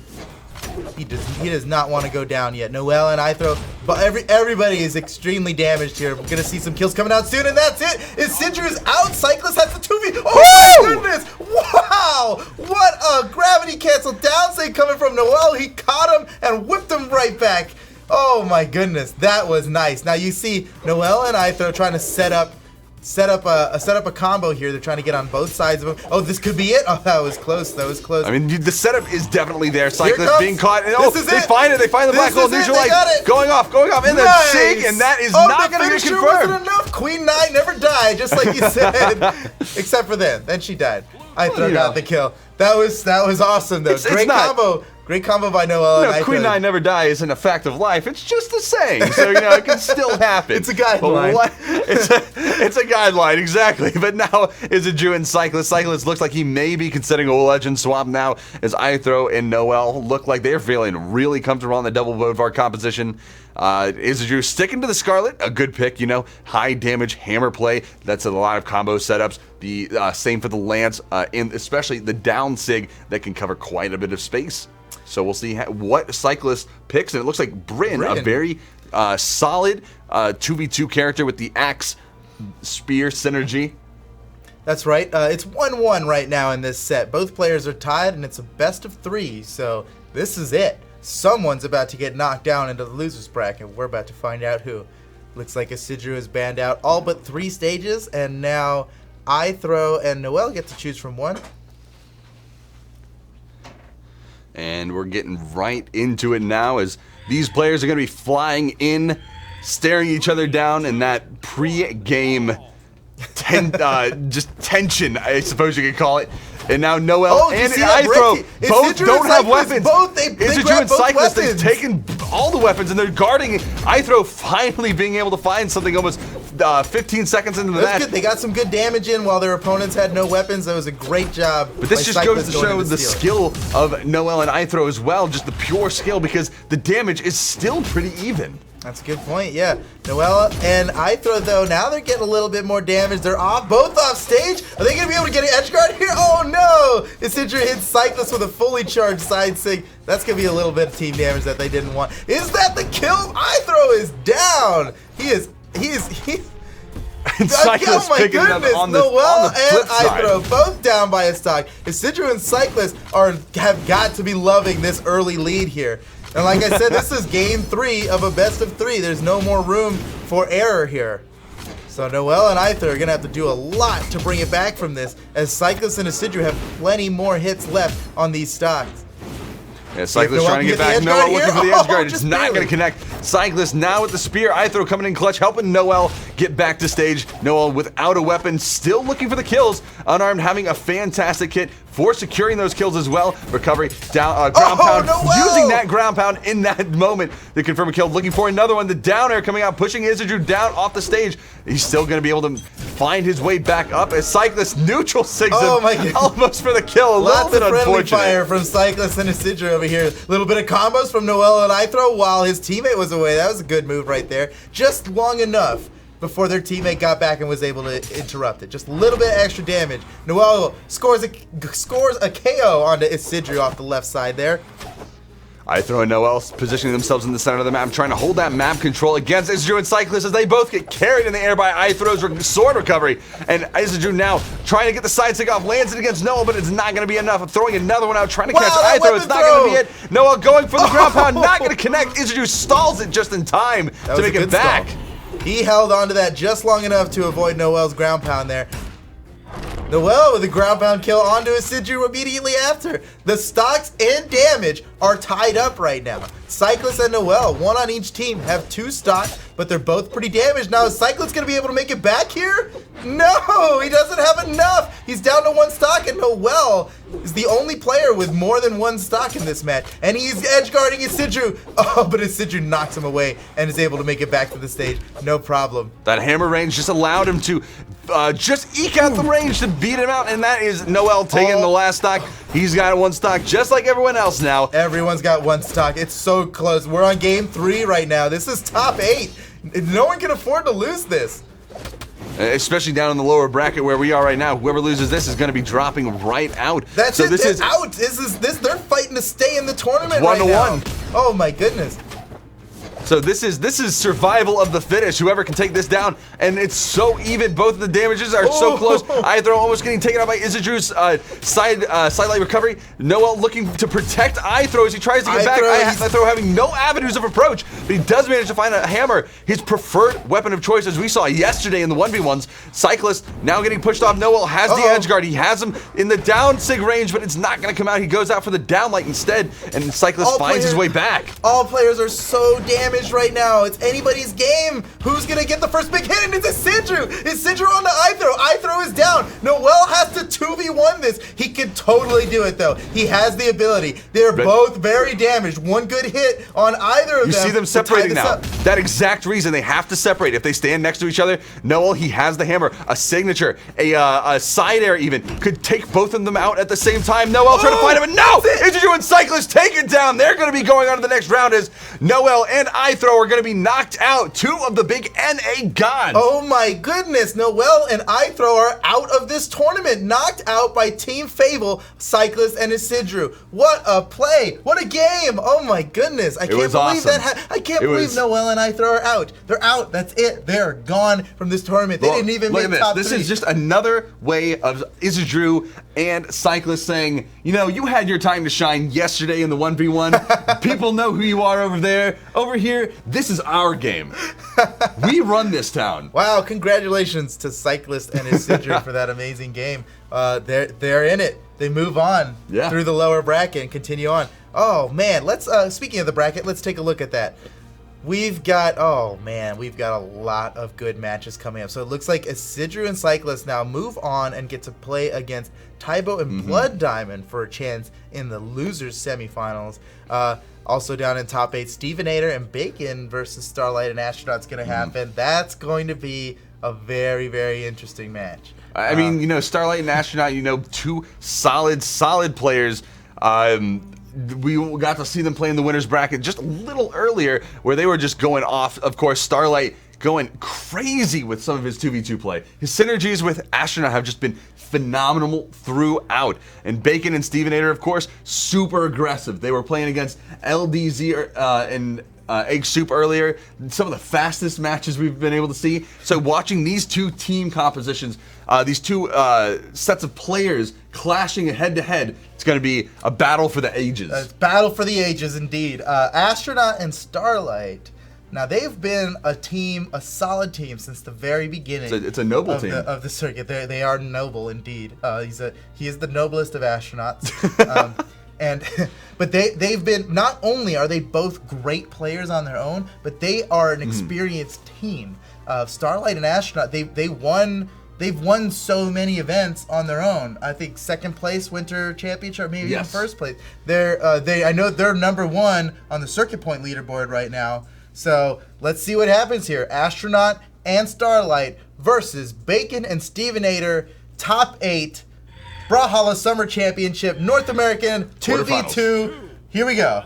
Quarterfinals. And here we go. We're getting quarterfinals getting underway right now with the kickoff, and now Bacon Finding the swords. Astronaut with the sword. Starlight on the hammer. Stephenator still. Oh, he's got the gauntlets. Wow. His signature weapon, and he's trying to go in against Starlight. It's a kind of a mirror match from what we saw yesterday in the 1v1. Stephenator and Starlight facing off. Ooh, but both Bacon and Stephenator getting caught in Starlight's stomp setup. Huge stuff for them, but they weren't able to convert it. Astronaut trying to convert into a team play right now as he goes to the down sig. Oh, and man, Starlight just knocking everybody. He's just busting heads. He's busting heads. He's getting everybody. He knocked one guy away, knocked the other guy away. Wasn't able to get a kill off either of them. Astronaut knocks Bacon way up into the sky, and they're just teaming up. While Bacon was away, they both teamed up on Stephenator. That's just really great play. They knock one guy away. That gives them a chance to 2v1 the other guy. And Stephenator already down. He's already lost the stock here. The downside coming up, and Astronaut getting the spike is gonna confirm the kill. Of course, with the enormous floor below the stage on Shipwreck, and it's a very dangerous place to be. And Stephenator trying to make something work with those gauntlets as Astronaut just turns it right around into a combo, and Bacon trying to cover with the neutral sig. Starlight just spacing himself out for those signatures. He knows that Stephenator is coming close on a heavy damage point, but no, Stephenator turns it around with a side sig. And Bacon, Stephenator team kill. Perfect. Not the team kill, but the teamwork kill. The teamwork I suppose is a better way of putting it, as they take Astronauts for stock as well. And it's just a battle between these two, so close in hand. Both teams have extremely close amounts of stock and damage. This is anybody's game at this point. Wow, what a combo! Of course, it was onto his teammate. That's unfortunate, but very cool combo. That's your opponent capitalizing on your hit to combo off of your teammate that you knocked into him. That's just it's a terrible feeling, but it's really great for the opposing. Bacon, go for the double. There it is. That was incredible. They might just be able to get a team combo here. Nope. A little close for that, but Bacon did manage to save Stephenator. If not, but for a second, Starlight finding the recovery, and that's going to be the next kill, and it's all 1-1. Almost fresh stock. Starlight's the only one with any damage on him. The match has been evened up. All players at one stock. This is extremely, extremely close. We're gonna see some epic combos coming out here to even this up. Now, Astronaut's got Stephenator off the edge over there. Astronaut gets knocked away though. Bacon came in to support his teammate there. Wow, Stephenator with the strings out here. Stephenator's got amazing gauntlets. He's one of the best gauntlet players in North America. I mean, in the world, I think it's Stephenator and Addy Mestic, along with maybe Chetero and I can't even think of another NA player, but those are like the biggest gauntlet players. And watching Stephenator pull them out in this 2v2, as well as the 1v1 yesterday, it's just going crazy, going into it, making things so entertaining with his aggressive style. Oh no! And there goes, Astronaut just barely getting the dodge off to secure himself, to not lose the stock. Stephenator trying to turn things around, use that downlight to set up another kill, but Astronaut finding the side air, pushing them away for a short second. Stephenator may be caught without a weapon for a little while. He finds the downlight side air. Starlight. Astronaut's out. Starlight has to 2v1 this. He's off the edge. He is very damaged. He's got Baconator away. Maybe this is his time to get Stephenator. Bacon is out! Starlight might just get this 2v1. Stephenator versus Starlight. These guys are actually old teammates, too. Oh, yeah. Oh, my goodness. He's got him off on the side. Starlight in a great position to close this off. Take the 2v1. Stephenator needs to get back on. He gets side air, and that's gonna be it. Stephenator and Bacon falling to the Starlight 2v1. Starlight just looking incredible in this NA 2v2 tournament so far. It's just so much work putting out. Oh my goodness, I can't believe he pulled it off. What a great set. What a great match that was. Let's look at this. He just finished taking out his other opponent. Going for the 2v1 win here. And that side air is going to do it. Oh man, Starlight steadfast in his actions there, despite all odds, able to bring it back and get the win. And look at this, Starlight switching to Asuri now, despite having won that last match. He's going to switch up the character he's playing. And that, I think it's going to be the Qatar, something he's a little bit more used to. He's been playing Asuri for over a year at this point, almost a year and a half. He's just feeling it. He won the World Championship 2v2 last year playing Asuri. So good to see him back on this character, to be honest. All right, here we go. Fable Stephenator and Bacon versus Team Noble of Astronaut and Starlight. 3, And it's going underway. Game number 2. Right now, as Starlight tries to go steal that weapon, Bacon's going to pick it up, though. And Bacon now holding the weapon, and Stevenator needs to go find it, and he's going to try to back off, but Starlight giving him no reprieve as he just pulls pressure out of nowhere. Stevenator still looking for a weapon, finally finds gauntlets, and now has to deal with Astronaut and his sword pressure. He's gravity canceling downlights, looking for setups. Starlight's looking for the setups from Astronaut, and Bacon is just trying to save his teammate now, as Stevenator is just put on the back foot. Astronaut trying to get that downlight into side air. Bacon trying to recover back. Red pressure right now is just immense, going through the roof.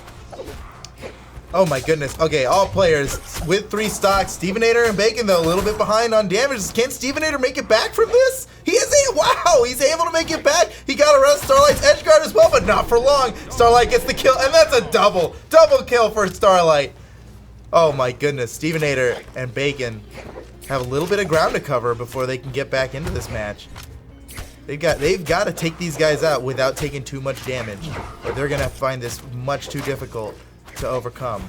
So it's a best of 3. We're on game 2. Starlight and Astronaut are up by 1. Oh, Starlight goes a little deep for it. Can't get back. He manages to find the recovery. Bacon can't get back though. Oh my goodness, Bacon knocked out. That was incredible. The Noble is so far ahead on this match. Oh man, Stevenator trying to get down to the help of his teammate, but it wasn't enough. Starlight getting downlight side air. It's not going to be enough, but can he get back? Astronaut saving him with the neutral light, and he gets back, manages to take it. Bacon throwing him off stage though, getting the double kill. Double elimination onto the red team. Looking very good with the bow, the Koji bow. Very strong in 2v2, of course. Astronaut using that himself. With the sword this time that way, and he's just covering that weapon spawn, covering that corner, making sure Bacon is just on his back foot, thrown all over the map. Starlight using his unarmed to push Stevenator away, give himself a little bit of space just for a moment. And Stevenator, off stage, Starlight trying to take advantage, but Stevenator also taking advantage of the gauntlet kit, looking for the gimp as well, it looks like. Bacon's in trouble here. He's red. He's only got 1 stock while everybody else in the game has 2, although Stevenator just lost 1. This is not looking good for Stevenator and Bacon. It might be over here pretty soon unless they can pull something crazy off. Bacon with the side thing onto Astronaut. It's not enough to kill him. Looks like he might get back unless Stevenator can get an edge guard. Able to get around it though. Astronaut again trying to make it back. Starlight comes in, helps him, but Bacon punishes it. Oh my goodness. Well, Bacon's not out yet. He finds another bow, tries to land the side sig, but Astro is just playing around. He's expecting all these signatures to come out because he knows that they're trying to convert the red team's stocks into, they're trying to get them into the last stock. You got to get that pressure going. Starlight biting the dust. Astro biting the dust. That's a double kill. That's what they needed. If Bacon can pulling in. If Bacon can stay alive, this is exactly what they need. Oh no! Wow, it didn't take much. A neutral air rarely kills in this game, and it just did because he was so damaged. Stevenator, he's got a huge 2v1 to win right now in order to stay in this tournament.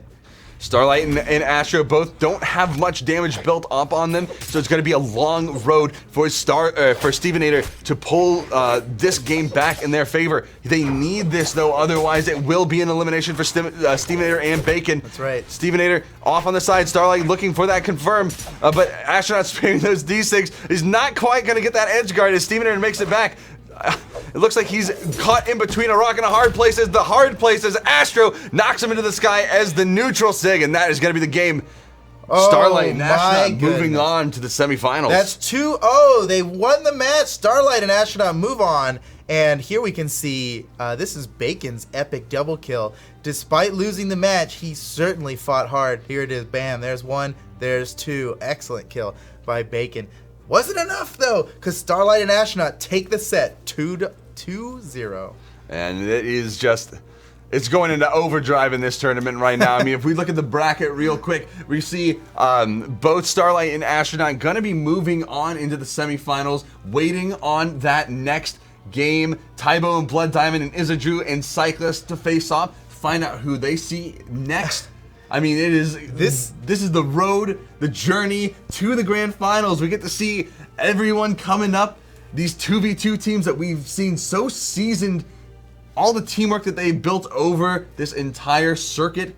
It's fantastic. Right. That's right. So this is going to be a good match coming up here. We've got 2 more matches down in the lower bracket before we go back up to winners finals. Right now, this is interesting team compositions we've got coming up. Now, of course, Eythrow and Cyclist, we've already seen play. Teammates for a very, very long time, since basically the beginning of the Brawlhalla circuit. They've been doing very well. Now, Tybo and Blood Diamond, that's a new team. That's a very new team. Blood Diamond was Noel's old teammate. They stopped playing together. However, that ticker. I mean, okay, to be fair, just reference that ticker. I'm always hungry, so I'm just saying. Okay, just because his name is hold Bacon. Hold on. Back to it. I wanted to talk about the teams that we have here because Tybo's an interesting character to see out here. It's been a very long time since he played. There's a good reason for that, because he actually was an intern for Blue Mammoth Games, the company that the studio that makes Brawlhalla. Because of that, he had to wait 6 months after his internship ended before he was able to compete again. That's just part of the rules. So now it's over. It's been 6 months. He's out here at the Summer Championship, and he's already top 8. No surprise. He was a top player then. He's still a top player despite having not practiced for a very long time. This is going to be really, really exciting. It's Blood Diamond and definitely Tybo. good to see him back, though. It's good to see him back. I enjoyed watching him in the tournaments early on in Brawlhalla's comeuppance. Back in beta, back in closed beta. I mean, he was there from just about the beginning. I think like April 2015 he was there. So I still remember the first tournament he won with Sentinel. Some incredible stuff. But either way, they're getting into this right now. The last quarterfinals match of the weekend. So, you know, the whole Summer Championship coming to a close with this 2v2. This is the last quarterfinals in Summer Championship we'll ever get to see. Well, the VODs will be up. You can just watch them as much as you want, right? But it won't be live. It's not nearly as fun. It's not as great. Here you go. Well, good thing that everybody here is watching live. So here we go. Tybo and Blood Diamond. This is going to be such an interesting match, seeing Tybo out here fighting again versus Eythrow and Cyclist, longtime teammates, sponsored by Fable GG. And this time, a little bit of a different pick coming from Eythrow as he goes for Orion instead of the Scarlet pick, losing a little bit of that damage but gaining a lot more in almost every single other stat pick. So a very good pick, and this is something I'm more attuned to seeing him play regularly in tournaments, but Cyclist throwing out a lot of these SIGs, these high damage, high force SIGs on Queen Nai, the down SIGs, the side SIGs, and Tybo trying to get that gimp on the side as you cannot get back. Cyclist tries to help, and Tybo taking advantage of the situation, looking for that other gimp, but Cyclist does manage to get back. Blood Diamond with the bow, now looking for side airs, neutral airs, trying to displace Cyclist in any manner to take advantage of the 3, or I guess 4 movement speed as he went with that stance. Yeah, good point. Man, Tybo already with a solid kill at the start. Cyclist is trying to even things up. If he can get a down sig onto, there it is! Oh, what a sweet kill by Cyclist. Slide charge, neutral sig, caught Tybo in it before rising up like a phoenix and getting the kill. That was really, really amazing. Good job by Cyclist. Oh my goodness, what a move. What a move to slide charge a neutral sig like that, because it's an upward attack. You have to put your hurt box over their hurt box before you can let go and catch him. Oh, but the double kill from Blood Diamond. Wow. The side SIGs coming out, catching Eythrow and Cyclist out to confirm those kills, and now Eythrow on his last stock. Blood Diamond they got him in a combo on his first stock, and Good the Blood Diamond black hole. Just immense damage coming out against Eythrow and Cyclist. They've got to figure out something. Eythrow has to figure out how to extend his stock out as much as possible, because he's approaching the orange and the red. On this last stock, it's a dangerous place to be. Oh my goodness. That's great. Oh, there goes Blood Diamond. He was on his first stock. He was very, very damaged before he had knocked out there. And Eythrow, he's got only one stock. Oh, that's fantastic team. Wow, he's out. He got knocked out. That's it. He's gone. Oh my goodness. That was an incredible combo. Holy cow, that was insane. Cyclist does. But he's going down too. He bonks his head. Blood Diamond falls because he was chasing Cyclist, and it's Cyclist totally fell. worth it. He had 2 stocks. He had. You're right. Tybo, he has 2 stocks. So total, they have 3 stocks. Tybo can definitely take the 1v1, even if Here we go. They got the black hole. They're getting the combo. Nice team combo, perfectly spaced. finishes him with a neutral sweep. It's not enough. He didn't get the fit. There it is. Tybo seals it with a side air. Oh my goodness. Simple stuff. I mean, and not everything. I mean, of course, we had the black hole. Fancy stuff, finishing it off with the neutral sig. But, you know, just a simple side air. That's all you really need. So here's the double KO we got. Look at this. Bam, that's one. Boom, just 2 side sigs, one after the other. Awesome double KO by Blood Diamond. They played so well that match. Blood Diamond and Tybo, pretty dominant showing, right? Yeah, they're looking extremely strong. Blood Diamond and Tybo showing their fantastic teamwork. The plays off of each other. They're looking very strong as a team. And now going into this game number 2 in the last quarterfinals of the Summer Championship, Cyclist and Eythrow looking for those weapons. Eythrow's going to find it. Blood Diamond's going to find a bow. And the weapon spawn, Tybo picks it right up. It's going to be the spear, and Cyclist picks up the axe. So everyone's all situated now, looking at their setups, figuring out what they can do to set up proper team combos and strings. Oh man, the damage is pretty even so far. They've been keeping it pretty even. Eythrow landing a bunch of hits onto Tybo and Blood Diamond at the same time. Good lance play coming out from Eythrow. Blood Diamond's taking advantage, though. Almost catches him in a side sig. That would have done some serious damage. He's got him off the edge. Eythrow goes back to fight Tybo while Blood Diamond is out. We're seeing that a lot from this team. When one person's out, instead of going for an edge guard or waiting for them to come back, they just leave and go fight a 2v1 while waiting for the other person. One way or another, they've got they've already dealt with one player. They can just focus on the other one, make it a forced 2v1, whether or not the other player is out or not. See, Blood Diamond on the side, they're just holding him off. Now Cyclist Eythrow collapsing on Blood Diamond off stage, but he's got the platform there to cover just a little bit for him. Tybo looking for that side sig. It's not going to connect. Tybo getting bucked in the head, but Blood Diamond taking Cyclist out at the same time. Blood Diamond flying out into space, and he is just gone. That is a one stock up. Eythrow still on his first stock, looking very fresh right now. Yeah. Holding that weapon spawn as best as he can. Oh my goodness. Blood Diamond can't find it. Eythrow is playing so well right now. He got a lot of mileage out of those Ulgrim axe signatures, and now still rocking his first. Never mind. He's down. Caster's Curse coming in tow. Tybo and Blood Diamond trying to get the thing, but DI comes out, and Cyclist manages to get out of the black hole, and it is Eythrow and Cyclist moving in.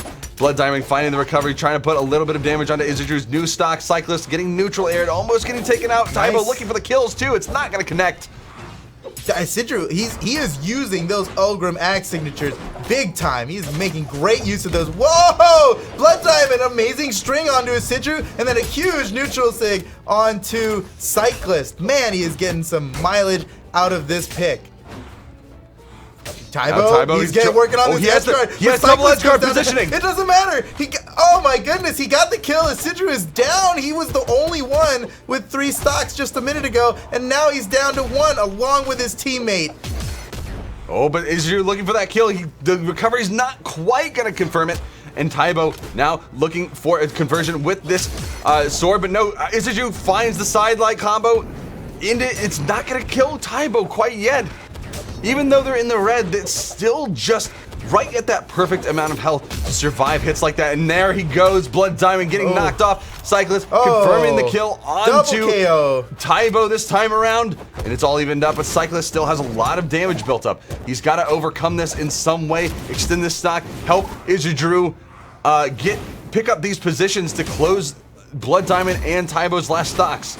They're pretty damaged, but they should be able to do it. They've got the capability. We'll see what happens. Blood Diamond and Tybo have been playing extremely solid. Oh my goodness! There's the KO right on the Cyclist. Cyclist is out. If Blood Diamond and Tybo can beat this, right? If they can take out Eythrow, they will move on and knock Eythrow and Cyclist out of the tournament entirely. This could be it right here. Oh man, that was close. You see Tybo picking up the weapon. He's going to be covering for Blood Diamond in the angle that he can't cover. They got to get these edge guards. Blood Diamond finding the side. Oh, almost goes for the side stick. It doesn't connect. The side stick coming up from Eythrow. They knocking Blood Diamond and Tybo both off the map. He can still find the kills here. It's not over for him just yet. It's not over until we see that final victory screen. And Eythrow trying to hold back, trying to look for these side airs. The recovery coming out, not quite enough to find a finisher. Oh, Tybo looking to get a down air.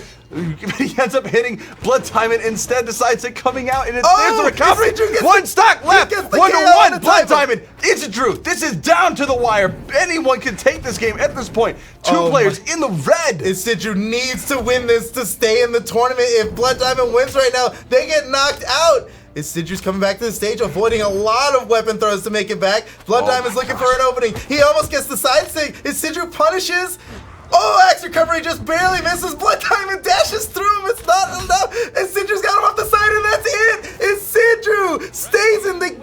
Oh my goodness. Team Fable is not knocked out yet. Eythrow and Cyclist can fight again. Oh my goodness. You can see the fantastic work that Eythrow pulls out against Blood Diamond right here, getting his spacing in line, surviving, just barely being able to survive and avoid Blood Diamond's attacks, and finding that side air. Oh my goodness. Just everything he needed in that last 5 seconds or so. You're right. That's exactly what he needed. What a great match. It looks like Cyclist might be changing legends right now. Let's see what he's gonna pick. You know, he used to be a Ragnar main, like straight up. He was just always Ragnar. He hasn't played Ragnar once this tournament on stream that we've seen. So I wonder if he might be thinking of switching back to that, or sticking with his old school cool, what got him this far, or what? Maybe something that meshes better with Eythrow's Ulgrim, which has clearly been dominating. He's done watching so what much. He just pulled out right there. His Lance experience coupled with just the sheer power of the axe, just that combination of very scary thing to behold if you're Tybo or Blood Diamond moving into game 3. I mean, and we see a Barraza pick. Whoa, this is new. I don't think I've ever seen Cyclist play Barraza. You must have something up his sleeve. Maybe it's the double axe.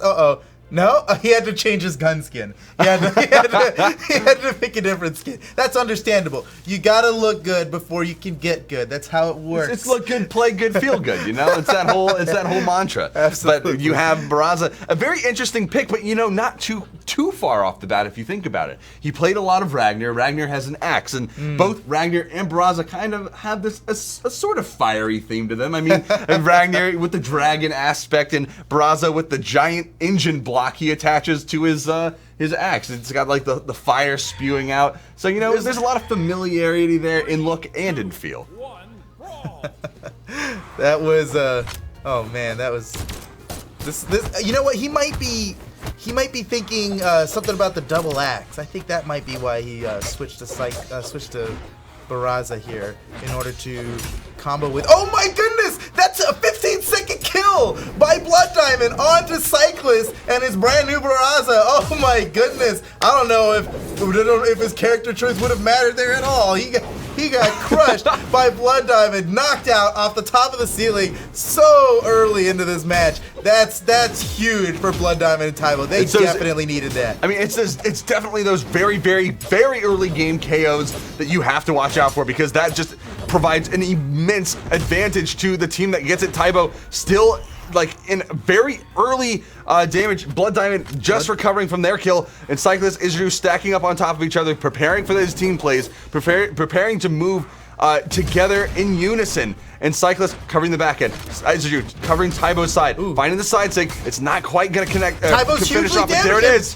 Ooh, Eythrow gets the kill with his lance. Sidelight to recovery. Quick kill onto Tybo. And now, just like that, I mean, despite losing a stock within 15 seconds of the game, they brought it back, and it's now a tie game. Yep, Tybo. Looking for the vertical kill. I mean, it's the classic Tybo looking for that vertical kill. The thing he just basically coined in the closed beta, those Tybo combos. Cyclist trying to get off onto the side of this, getting off the side of this island as he finally finds an axe, knocking. Oh, he neutral sigs Eythrow, but in a way that kind of saved him at the same time. Yeah, sure did. Oh, down signature from Cyclist. Almost gets the knockout onto Tybo after nearly knocking out Blood Diamond. Cyclist is doing some work right now with this Barraza. If they can translate into a kill, there it is. Recovery from Cyclist. Onto Tybo, gets the knockout, and he is already down to 1 stock. Tybo's in trouble here, despite their team being so ahead so early. Izidru took out. It's a team kill. That's going to be super unfortunate. No. The fact that that comes in at that exact moment means that they lose all the advantage they had going into this, but they do manage to pull it back. That down sig from Izidru just barely confirming the kill off on the Blood Diamond, and now 1 stocks on the blue team. Cyclist still on his last stock. But still so fresh. The only damage being built up by Izidru, his own teammate. Oh man, this is such a close game. We're in game 3 right now. Whoever loses this is out of the tournament. And Tybo right now, he's looking for these spear plays. He's trying to cover that weapon spawn for his teammate, and Blood Diamond gonna be finding that sword. Izidru moving in, trying to get the combo with his recovery. It's not gonna kill. Pushing Blood Diamond off onto the side. Cyclist trying to push both Cyclist or Blood Diamond. Cyclist has got Blood Diamond off the edge. This could be it. Isidru's going for the kill, but Blood Diamond reverses it with a recovery attack, knocking Isidru up and away. Oh man, Isidru now in trouble. The double kill from Cyclist, confirming the entire game against this blue team. Oh my goodness, they were as good as done, and an amazing double kill from Cyclist and the Barraza. That's why he Watch picked this Barraza. positioning from Cyclist. Blood Diamond position on the left side. Tybo gets knocked over there. The perfect from Cyclist, side and boom, side sig, picking up both players, Tybo and Blood Diamond. Huge pickup. Great awareness from Cyclist to pick that out. Barraza, that's the pocket pick we've been waiting for. He must have had that up his sleeve. That was the ace he kept up his sleeve. Oh my goodness. That was incredible. I thought they were done. Man. But Cyclist with the perfect Barraza side sig. An underused signature, mind you. That we've rarely seen that in tournament play. Gets the double kill from it. So clutch. Just in time to stay in. Now they're gonna move on through the bracket and fight Team Noble, Starlight, and Astronaut. And that's going to be a huge game. I mean, the sheer teamwork, the unified mindset from Izidru and Cyclist coming together, taking down those wins against Tybo and Blood Diamond and every other game before, looking so strong. And now going against the strength, the sheer strength that is Starlight and Astronaut and Starlight has been just on point this entire tournament. Yeah, absolutely correct. Starlight's been playing out of his mind right now. We're in losers semifinals of the North American 2v2 Summer Championship. It's going down right now. These guys are battling to get into top 3. This is it. Cyclist and Isidru, man, what a crazy run they've had so far. I mean, they have all their matches have been so difficult. I mean, but they're still just out here. 2v1 in the last game with Izidru, insane stuff. We might even see it again this time around. But Starlight now using these gauntlets. Oh, and about to set up the black hole. The combos coming out from this red team. Astronaut looking for that early kill off the recovery, but it's not gonna find the KO quite yet. The Cyclist looking for the spear play. Izidru getting knocked out by Astronaut's side sig. Oh my goodness, Astronaut gets the kill so quickly. It's been less than 30 seconds and Isidru's already down. Then again, the last time Cyclist and Isidru got knocked out early, they ended up winning anyway. So we can't count them out yet. Starlight, another kill. Oh my goodness. Team Noble already up by 2 stocks. Hasn't even been 45 seconds. Holy cow. Cyclist trying to get back on stage with the recovery. Starlight 1v1ing Cyclist as Izidru it doesn't look like he was quite sure where to go for the moment. It was like help Cyclist or push Astronaut off into the side again, but the team play coming out from Izidru and Cyclist. Cyclist following up right off the sidelight from Izidru's lance play. Starlight getting back on stage, no weapon in hand. Astronaut trying to clear Izidru off the weapon so Starlight can come for the pickup. Izidru going to deny it straight off the bat. Astronaut finding the sig kill though, as Cyclist finds his own side neutral sig onto Starlight, and it is just so even. Well, in a manner of speaking, it's pretty even. But if you look at the stocks, blue team is down 1 stock for each player. Unbelievable right now how well Team Noble is doing. They are so far ahead. Looking to get the kill on the Cyclist right now. They've already got him off the edge. Here comes Astronaut with the recovery. It's not enough to kill him though, to get the knockout. Cyclist already, what was that? Cyclist was trying to get the ground pound onto Starlight, and Eythrow was trying to recover at the same time. He just had to get back up. He had to pop his teammate up. You have no choice in that situation. No choice. And a kill on the recovery hitting both Eythrow and Starlight. Starlight cannot make it back. Okay. So finally, even stocks, but the damage threshold is just so vastly different. And Cyclist is in trouble. Biting the dust. That's right. That's his last stock up now. Eythro's in trouble right now, deep in the red on his last stock. Astronaut still got 2 stocks and he's in fresh yellow. He's got a long way to go to be finished off. Is you looking for the KO? Just get the kill on oh my goodness, that's how it starts. Eythro's already working on his amazing comeback. He did it once before. He's trying to do it again. Oh my goodness. And Astronaut finding the kill on it. Oh, and now that's going to be Cyclist all on his lonesome. Starlight looking for that ground pound kill. Astronaut going to confirm it. Oh, no. Neutral sync is not going to do it. The down air. That's it. And now Cyclist has no avenue of approach to recover, and that is going to do it for game 1. Astronaut and Starlight coming in clutch, taking that game down against Cyclist and Eythrow, and we might see a little bit of a change here. Ooh. No, Starlight switching off those gauntlets and opting for a bow, a little bit of a different play style as they go for a double Koji composition. Yeah, double Koji. Now, we've seen them play this before. They've got some pretty good strategies with it. For one, the bow sidelight black hole that they're able to do, they've been really good with that. I mean, they could keep that going for a very, very long time. Cyclist and Eythrow, they're moving back. Is Eythrow playing Scarlet now? I guess he's not finding the Ulgrim helpful enough against this particular team. It's probably, I mean, if I had to assume it might have something to do with the high dexterity of the Koji picks, you know, and since Ulgrim is on the lower end of the dexterity and has the axe, which is a little bit slower, finding those openings is a little bit harder to do because there's so much recovery time on the axe swings. Even though the damage is there, fighting that sheer speed from Starlight and Astronaut is just difficult. Yeah, good point, good point. So 1-0 in this best of 3 set. Team Noble already ahead. Let's see what happens. Semifinals. Cyclist moving forward. Of the losers side. Oh my God. Starlight and Cyclist and Eythrow creating a lot of pressure against Starlight and Astronaut. Now Astronaut trying to turn things around on this edge. Starlight looking for the kill, but no, it's going to be Eythrow as he gets the recovery confirmed onto Starlight, and that's the first stock going down 25 seconds down. Cyclist now coming to help out, confirm the kill off the Astronaut, but no, Starlight comes in for the assist, helps get Astronaut back on the stage for the recovery.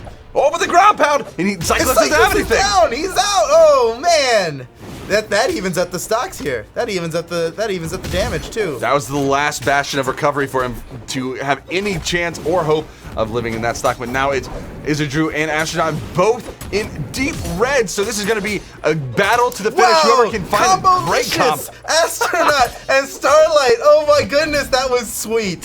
From the recovery into this teammate side air, that was amazing. And they ended off with a kill. As Eythrow's down, he's lost his first stock. Astronaut also loses his stock. Pretty much the tie game. What was that? The up throw into ground pound. Fantastic read on Eythrow as he tried to get the edge guard confirmed. And now Eythrow looking for the conversion into the team play, but no, Astronaut turning things around to Starlight, trying to play off Astronaut's setups.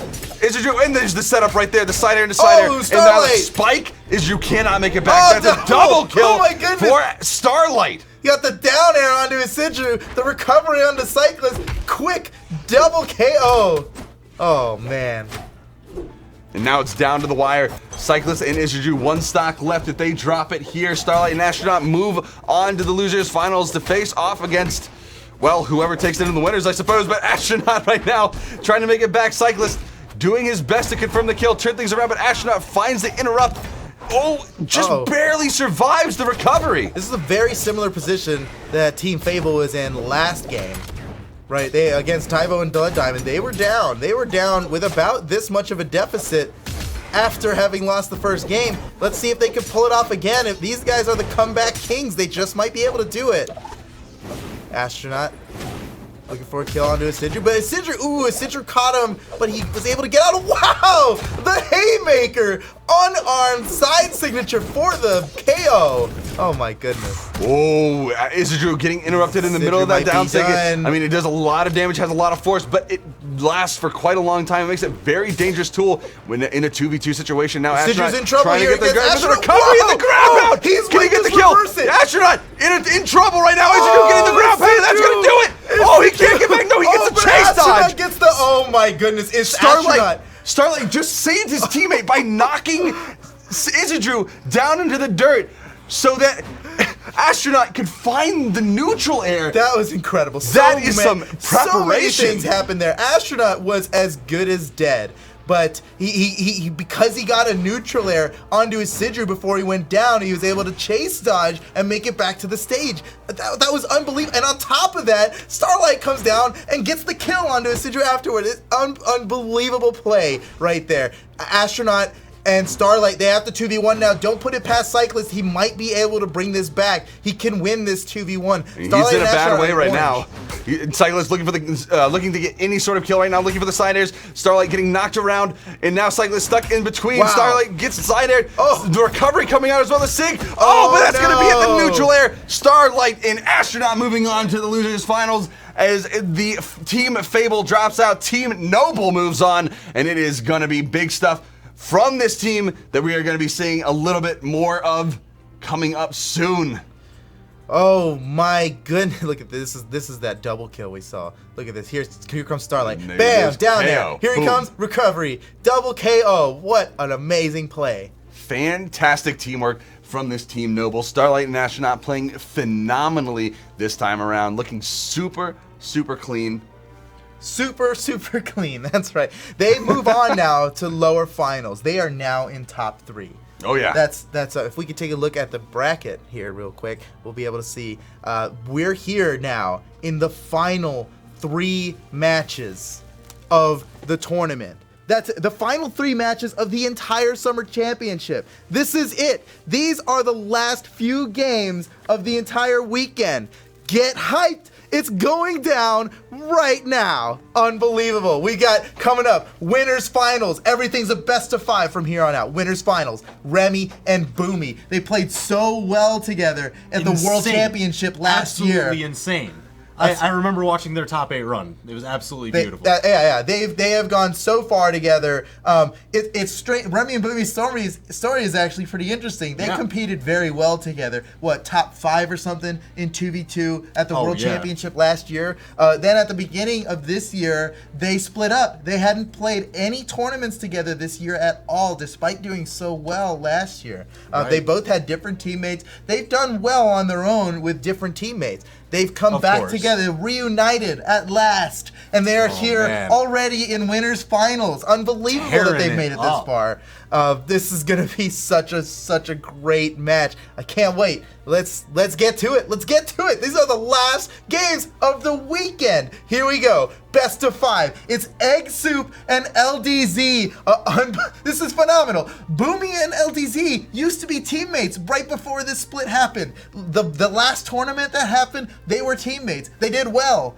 They split up, and now we're here. They're fighting each other here. Eggsoup and LDZ versus Boomie and Remy. This is going to be an amazing fight.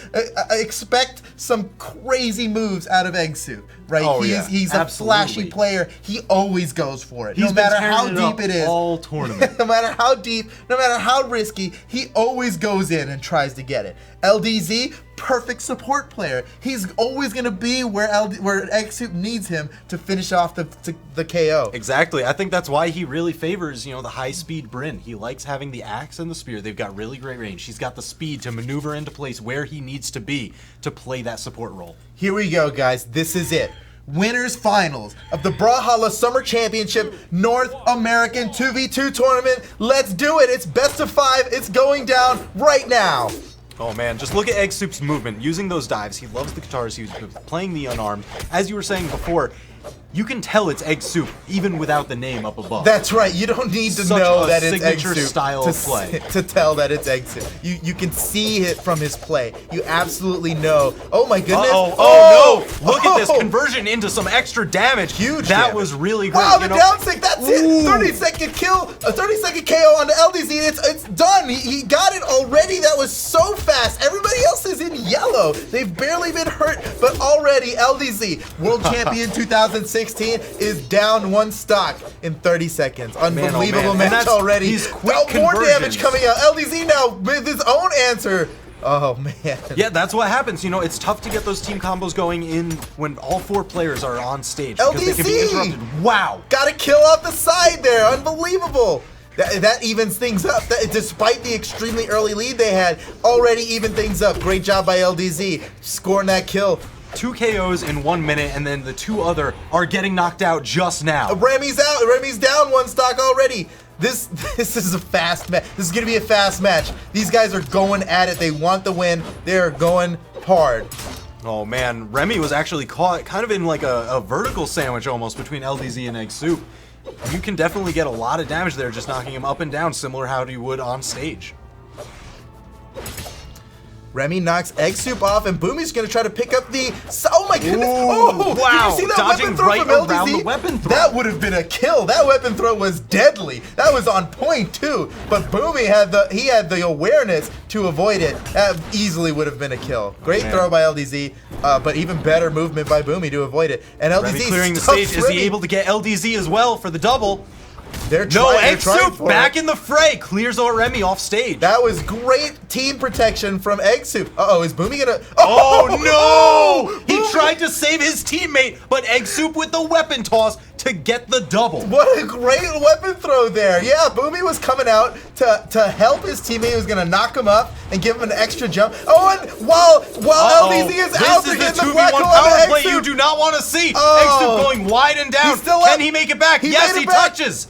Boomie's, can he get the edge guard here? Oh man, Eggsoup sneaks his way back on the stage. Unbelievable. Despite getting caught in that huge black hole, and they had a perfect finisher on him, wasn't enough to get the KO, and Eggsoup is still alive, getting a little more damage out with this stock that he otherwise would have just completely lost. Man, I like seeing Eggsoup's movement. You know, he's hanging out around above these 2 players because he can dive down with those Katars. He can interrupt any of these team combos that Boomie and Remy are trying to get onto LDZ. He's done it before. He's the one with the extra stock, so he can kind of play around a bit more loose.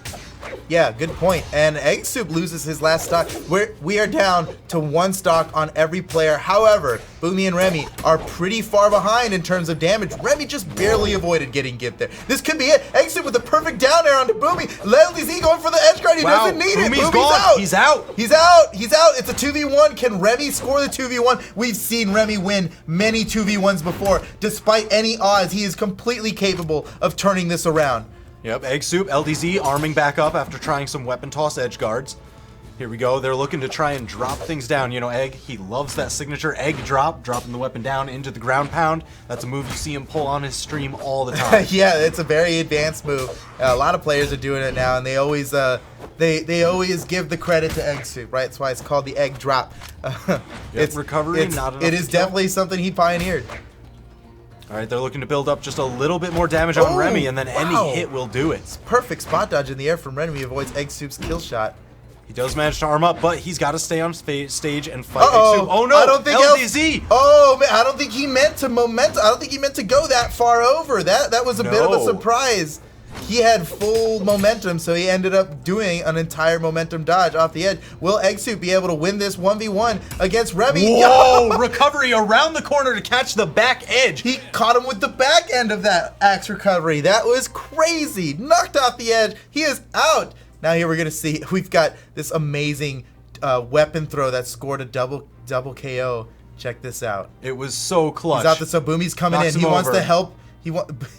Here, oh, he accidentally hits his teammate, right? And he was gonna try and save him. Because, oh my goodness, both actually LDZ also threw a weapon there at the same time. I didn't catch that while it was live. The extra But they coverage both, that yeah, you're looking exactly. for. He may have forced him into Eggsoup's throw there. Eggsoup's got the credit for the double KO, but LDZ covered a very necessary lane that they needed to get back to the stage.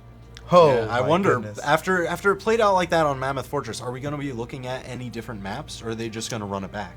You know what? I very good chance that they're just gonna pick Mammoth again. However, Shipwreck Falls is definitely a favorite. We've seen quite a bit of it in this 2v2 tournament. We'll A bit see. It spicy. looks like Oh. Eggsoup's gonna pick Mammoth Fortress. Safe pick. You can bet on Mammoth. That's for sure. All right, so we got, again, double Bodvar coming in against Ragnir and Bryn. 3, 2. All I right, always here like we seeing go. these opening gambits. Who's going to invade? Eggsoup trying to invade, LDZ and Boomie just arming up in the back. It looks like they played it safe that time. Each team has one weapon, their designated weapon, basically. Remy and Boomie now, double hammers. Let's see what kind of damage they can do with that. Oh, look Oh at my that! gosh. That it doesn't seem like much, but that kind of damage, that awareness they have. That's why for Eggsoup's following up on- already in the red. Yeah, it's huge. It's huge.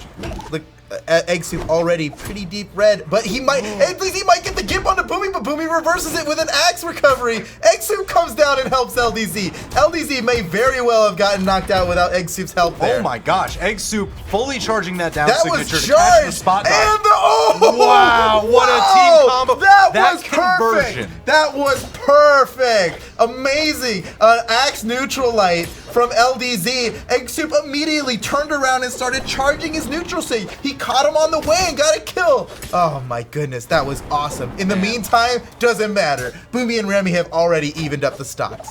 You know they've got to be thinking about Eggsoup though, because I saw him land one of each of Ragnir's Qatar signatures just about in a row.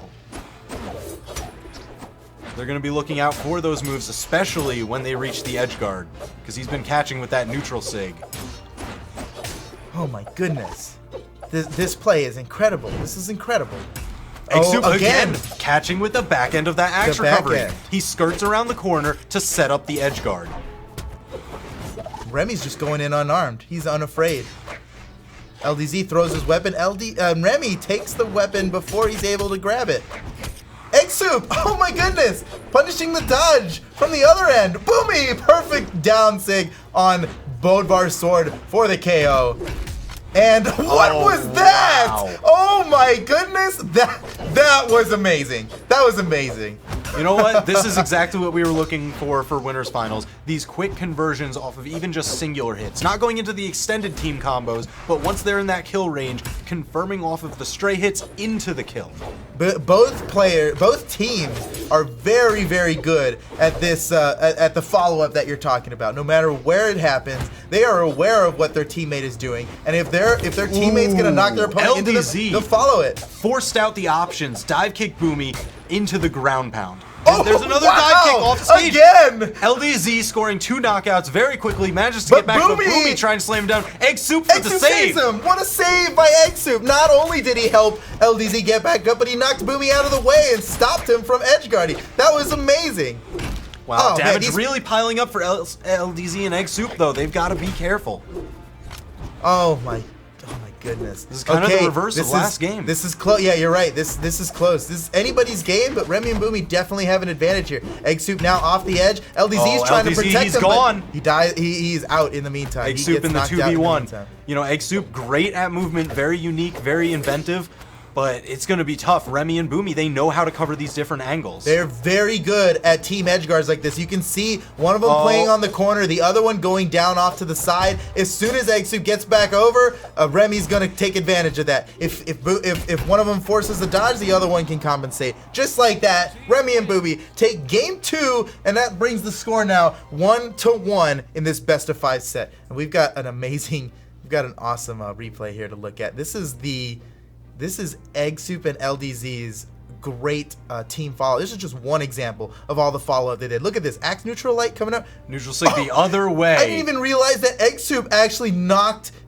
his opponent into LDZ in the first place. So Yep. it was a You've got to three-hit imagine finishing that they were combo. calling that one through voice comms very early. That was so good. That takes such an amazing amount of awareness. Qatar side light into the axe neutral light. He moves back towards the corner and charges that neutral sig. Awesome play. Unfortunately, it wasn't even enough to win the match. Boomie and Remy had a fair amount of teamwork kills themselves. Yeah, I guess It's it was tough out enough there. to shove Eggsoup off of Ragnar. He's switching to Wushang now, going for the gauntlets and the spear. Eggsoup, he loves any weapon that can string together nicely. That's why he loves Katars. He loves gauntlets. We've seen a lot of great gauntlet play from him. He was one of the first to fully adopt Val, and I guess right now he's really feeling Wushang. Yeah, he has been. I've been seeing him practice Wushang a lot on stream. So maybe this switch here, this is exactly what he was practicing it for. Boomie just barely misses his ground pound onto Eggsoup. Eggsoup and Boomie are in a dangerous fight over on the other side. They're back on the stage now, and Eggsoup comes back in, just gets a quick hit onto Remy while LDZ's fighting him. Oh no! Wow. Boomie getting that KO on Eggsoup. He sent over. First stock just about a minute in. Man, this is some crazy gameplay. Damage is really high. There is no one who is not red or been KO'd. And LDZ's off the edge, but Boomie catches his teammate in a neutral light there, and he wasn't able to go edge guard. Eggsou's got Boomie way up, and LDZ goes down. That puts, oh no! Oh, the team Is combo. that enough? Wow. Yes! Eggsoup down to his last stock. Oh my goodness, what a play! Boomie and Remy are really on the edge right now. They are doing so much. So much is happening at once here. The action's incredible. These guys are fighting so fast, so aggressively. Man, still look one at it, stock Boomie and deficit. Remy, man. Whoa. But from both of them on the inside, knocking their respective opponents out to the outside. These guys are incredible. Boomie's got LDZ in a compromising position. He's going to let LDZ back on in favor of 2v1ing Eggsoup in the meantime. Oh my gosh, I love seeing how Boomie and Remy just dance around each other just outside of their range, so that way they can cover the dodge options of their opponents. LDZ's off the edge. Remy's going for an edge guard here. Boomie He gets catching underneath the down LDZ. sig, sends him out. LDZ getting knocked down. He's left alone to fight Boomie and Remy. Oh my 4 goodness. stocks to 1. Very one-sided game this turned out to be. Boomie and Remy are on fire. Here comes There the it is, black. They another got team it. They got combo. it. Perfect spacing. Boomie's gonna do the quick I turnaround. can't see him. Oh my He didn't gosh. expect him to get up out of that. All right, LDZ escaped, but took a ton of damage. This is going to be very difficult to come back from. He doesn't have the spacing. He needed that hit in order to get the chase. He needed that hit. That's why he went for it. He would have got the chase dodge off of it, so he could have gone a little bit further up. And but it wasn't enough. It wasn't enough. Let's check out. Look at this. Look at this double KO. This one's crazy. It happens on 2 different sides of the screen at the same time. Boomie You see- getting that down signature. Remy getting the Remy recovery. underneath. Send him left. Send him down. 2 stocks out. Incredible. On to game 3 now. It's 2-1. Remy and Boomie up by 1. Oh my gosh. I mean- Eggsoup with this unarmed. So much damage onto the opponent's team. He caught both of them with a number of those attacks. Oh wow, Boomie with the wake up gravity cancel down light.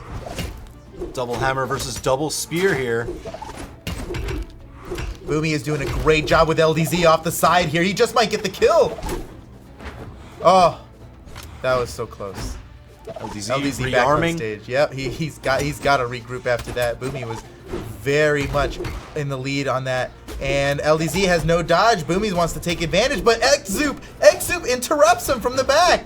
That was great. Wow, Oh, Boomie. no. He would have died. He definitely would have gotten knocked out if he didn't hit that recovery. He went so deep in such a risky position just to be underneath him that he would have simply gotten KO'd if he didn't. Man, this is incredible. These guys are taking such high risk plays. Not only that, but it's usually translating into a positive for them, despite the risk involved. Yeah, it's been crazy just to watch how far they will go. And, you know, I enjoyed seeing an adaptation from Eggsoup regarding that. He actually dodged down low below Boomie so he couldn't get hammer recovered. Man, while you were talking there, just a quick little team combo happened that it was so subtle, but it was actually so huge that Remy hit the neutral light and knocked his opponent. Wow, double kill! Double kill again! These guys are so coordinated. They're so far ahead already. Boomie's still rocking 3 stock. Get a little bit of team damage onto Eggsoup, but LDZ came in. They had to stop before it was too late.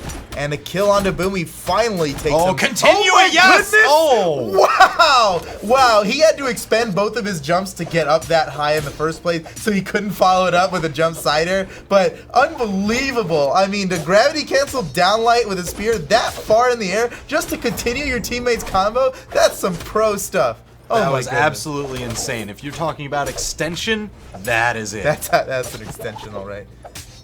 Oh man, Boomie and Remy, they're still pretty far in the lead. Remy's damaged a good bit. Maybe if Eggsoup can get an early kill onto Remy, just real quick. Remy's alone. Oh, he almost got it. He almost got it right there. Remy, he's been trying to punish Eggsoup for a lot of these KO attempts or damage just on Boomie. But Look at Eggsoup that! is so Oh my slippery. goodness! Remy knocked no. Eggsoup off to the side, turned back around for the 2v1, and immediately got a kill. Eggsoup turns it around, however, not before LDZ is out. He is out. He has no more stock. Eggsoup has to 2v1 this.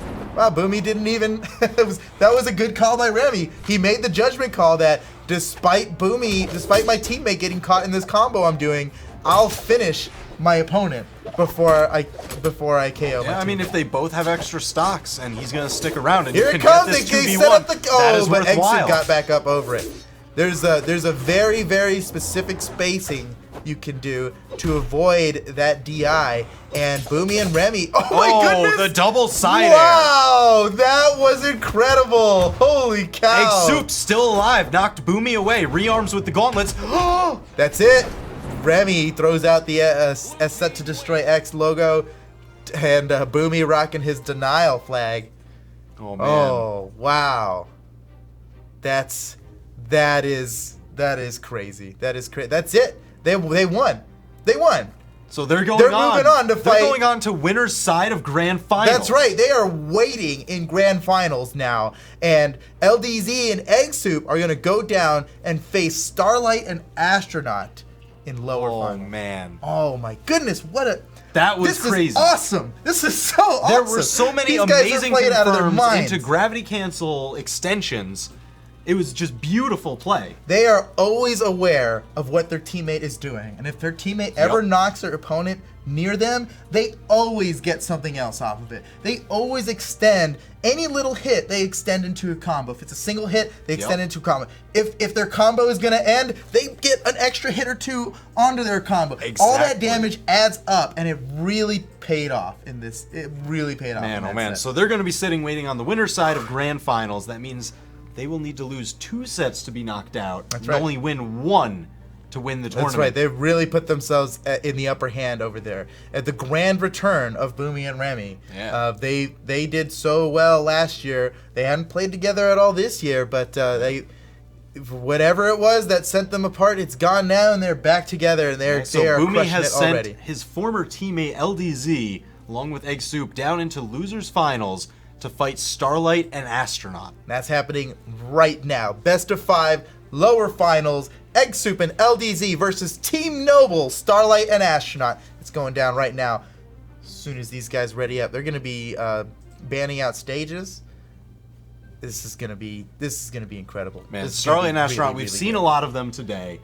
Amazing play from both of them. And, you know, they've been a fairly long-running team now. They started teaming up. They had one of their first appearances together at CEO Dreamland. Who's that? Starlight and Astronaut? Yeah. Oh yeah, they have been a team basically since the beginning of the Brawlhalla circuit. They have a lot of experience together.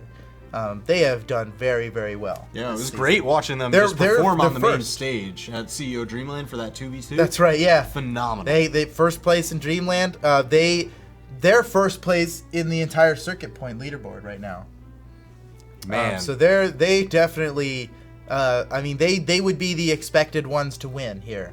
But Eggsoup is back. No one's seen Eggsoup in a pretty long time. But here he is, ready to fight. Yeah, he's been grinding. He's showing the results. And LDZ, world champion 2016. Not only that, but the seasonal champion for every season Yeah. until Oh, summer. Until summer, because Remy won it yesterday, right? So LDZ no longer the seasonal champion unless he can win these next 2 matches right now. You got to imagine that Remy is feeling really good after winning 1v1 and now sitting in grand finals for 2v2.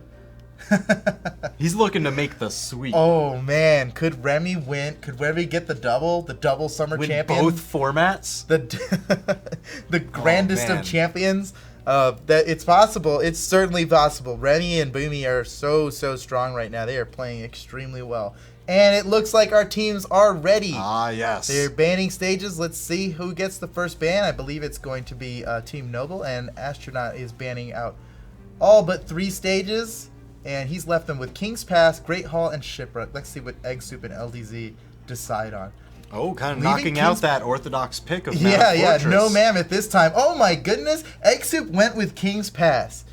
Eggsoup, Wow. we're This is going to losers be finals, insane. and we're here on King's Pass. This is awesome. King's Pass, it's got those uneven, solid platforms. It's got that center channel. That center channel really does a lot, especially the weapons that these guys have all do very well in there. Katars especially, and Oh, yeah. bows. Bow can really do some damage. A lot in of that center attacks channel. that are based on spiking your opponent downwards, you're going to be able to do that center stage. And also on the right-hand platform, you can use that wall to bounce opponents off for extended strings.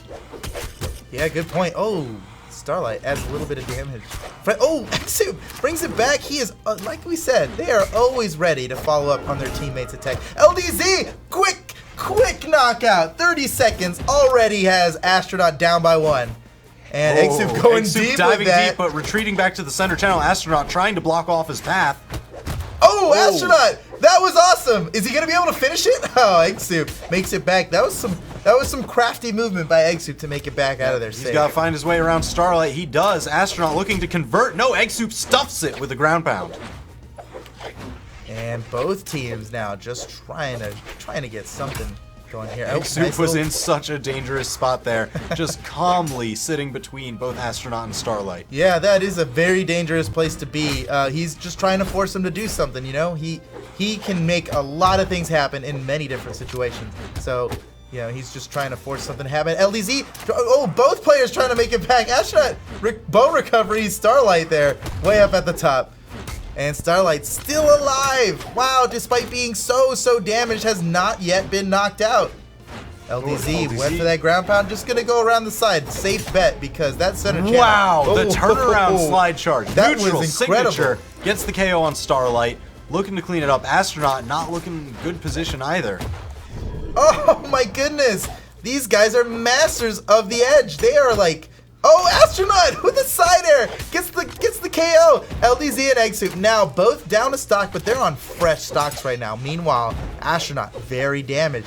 Let's see if LDZ and Eggsoup are able to get a KO onto Astronaut in time. Uh-oh, play going on in the Oh, center LDZ channel. was close. LDZ's got to be careful. Astronaut with that sword. Astronaut might be able to turn that around into a KO. That's some risky stuff, fighting somebody who's that you know, when you're almost gonna get KO, when you're in the red like that, and you fight in a position. Oh no! Oh no, Eggsoup is down. That's it. That's all it Oh. took. One perfectly timed down That air. was perfectly timed. Eggsoup After had used, all his options were spent. exactly. He used all of his recovery options there. Eggsoup, another quick kill. Oh my goodness! And just like that, it's evened up. Eggsoup doing work out there. Uh-oh, Astronaut might be in trouble! Oh, luckily, Starlight was there to protect him. He wasn't going to let anybody ground pound Astronaut there. And I think Eggsoup and LDZ realized that and just didn't even bother. Yeah, it looks like Astronaut, he's Nice. very happy to go down into that center channel. He's very willing to dive deep, go for players there, and Starlight will be up top willing to cover him. Oh, wow. Oh my gosh, so much damage. a little damage right onto on that everybody. platform. Everyone firing out attacks. LDZ getting knocked off the top. Eggsoup, gotta be careful, he's on his last stock, deep in the orange. Great movement by Eggsoup to get up onto that. I don't know if you saw that. He momentum dodged into the wall, just straight horizontal, because he was able to touch the wall and get away from it. Oh, no. Starlight bonks his head on the ceiling, and he lost his sight. He got He's too out. greedy. He was trying to Oh, find no. Eggsoup. He expected him to deep under the stage, but Eggsoup went wide for his recovery. Oh my goodness. Here we go, sandwiched between the two axes. This is going to be very difficult for Astronaut to get down and touch ground. Those axes, they command a lot of aerial space. Oh, he's gonna. You see that? He landed that neutralize, and then he just backed away, expecting LDZ to follow up on it. He didn't even though he knew it was going into the wall, he just backed away so that LDZ would have more room to follow up on it. Yep, getting that rotation in. Astronaut has got to do a lot to win this 2v1. He just might be able to do it. He's doing a Eggsoup great job really threading damaged. the needle so far. Oh, wow! Beautiful conversion. Wow, that's the oh man, he did it again. He did it again. Yeah, Same there's stuff. that thing. I think that's another reason why LTZ really likes playing Bryn. She's got the axe, that neutralite, it gives enough time between those two swings for you to visually confirm and say, hey, get ready, he's coming your way, hit him with the knockout. Exactly, and that's a bit of a double-edged sword. It works great for this situation. Look, that was perfect. That was awesome. Works great for that situation. However, if the other teammate's still alive, he can stop you during that time. So while it works great for combos, as a single hit in a 2v2 match when both players are nearby, kind of risky, right? But clearly working out how he wanted it to. All right, everybody arming up. No, LDZ keeping Starlight from getting any kind of weapon going. Fighting unarmed against the spear. Starlight's taking a lot of damage. He took the weapon. Starlight still hasn't gotten a weapon, and he's already in the orange. Now red. LDZ looking to knock him out already. Can they get the KO onto Starlight without? Oh my goodness! He never touched a weapon. He didn't get a weapon in 30 seconds. Knocked out. Great teamwork and a solid strategy by LDZ and Eggsoup. Executed perfectly. What an amazing play. Astronaut gets a quick kill onto Eggsoup with a neutral sig, and that actually evens it up despite the extremely early lead they had. Astronaut was able to tie it up with his own knockout. And you know what? That just is kind of the areas that this team needs to cover. You know, Astronaut, if Starlight is slacking a little bit or getting caught out, Astronaut needs to pick it up, and he's doing exactly that with this spear. Look at the damage he's pouring on. Astronaut is still in yellow on his first life. Oh my goodness, you're right. That's incredible. At the same time, though, LDZ also holding on to all three of his stocks. However, his teammate, Eggsoup, much further behind. And then Starlight is, never mind, take that back. Starlight is down. Amazing edge guard by LDZ is going to tie up the game. We've got one player with 3 stocks. Astronaut with a beautiful egg drop. Look at the closeout. LDZ takes the stock. That was an amazing KO. That was amazing. He read all of LDZ's movement options. Eggsoup had a nice little double combo there. He's gonna team combo. That was coming good. in with the weapon toss to interrupt. That was so good. Eggsoup chose, what a great option of Eggsoup to stop that black hole. That was so genius. I've never thought of that. I never even imagined that. He threw his Katars in, which, although it hit his teammate, weapon throws don't really do much damage. It stopped him. It stopped him from getting hit again. Not only that, but he was able to get the unarmed sidelight onto the person next to him to stop. He just completely That's the thing. It was that option coverage. Either the weapon throw was going to hit Astronaut, or after Astronaut dodged, he was going to sidelight him. That was really, really good. Eggsoup trying to hold on to this final stock here. This has been very lopsided for these teams. Astronaut and LDZ holding on, having the fortitude. Eggsoup and Starlight going down pretty early. Astronaut knocked out Eggsoup. Eggsoup is out, and Astronaut hasn't even been KO'd once. Astronaut definitely showing his strength in this match. Oh, 4 stocks to 1. Unbelievable. But 3 of those are on Astronaut. You got to imagine Starlight's going to allow Astronaut some room to take the lead on this, but no, it looks like he's going in. No fear. He figures he can take LDZ in the 1v1. You know what? Yeah, he's got a lot of confidence in his teammate, and rightfully so. He's done so well this match so far. Ooh, Starlight tries to stop that multi-hit attack, but gets hurt himself in the process. LDZ, we've seen him 2v1 before. This is 2016 world champion right here. I doing love this 2v1. Watching the way that these two are approaching LDZ. One of them always comes from the top, and the other approaches from the front on the ground. That's smart. That's good teamwork. I think you can attribute that to the immense amount of practice that these guys have had together. Their experience as a team, not just as players. All these players are very good, but Astronaut and Starlight are a solid team, and a great KO at the end for the win, and that's gonna tie the set up. Noble gets 1 point now, and it's 1-1. Best of 5.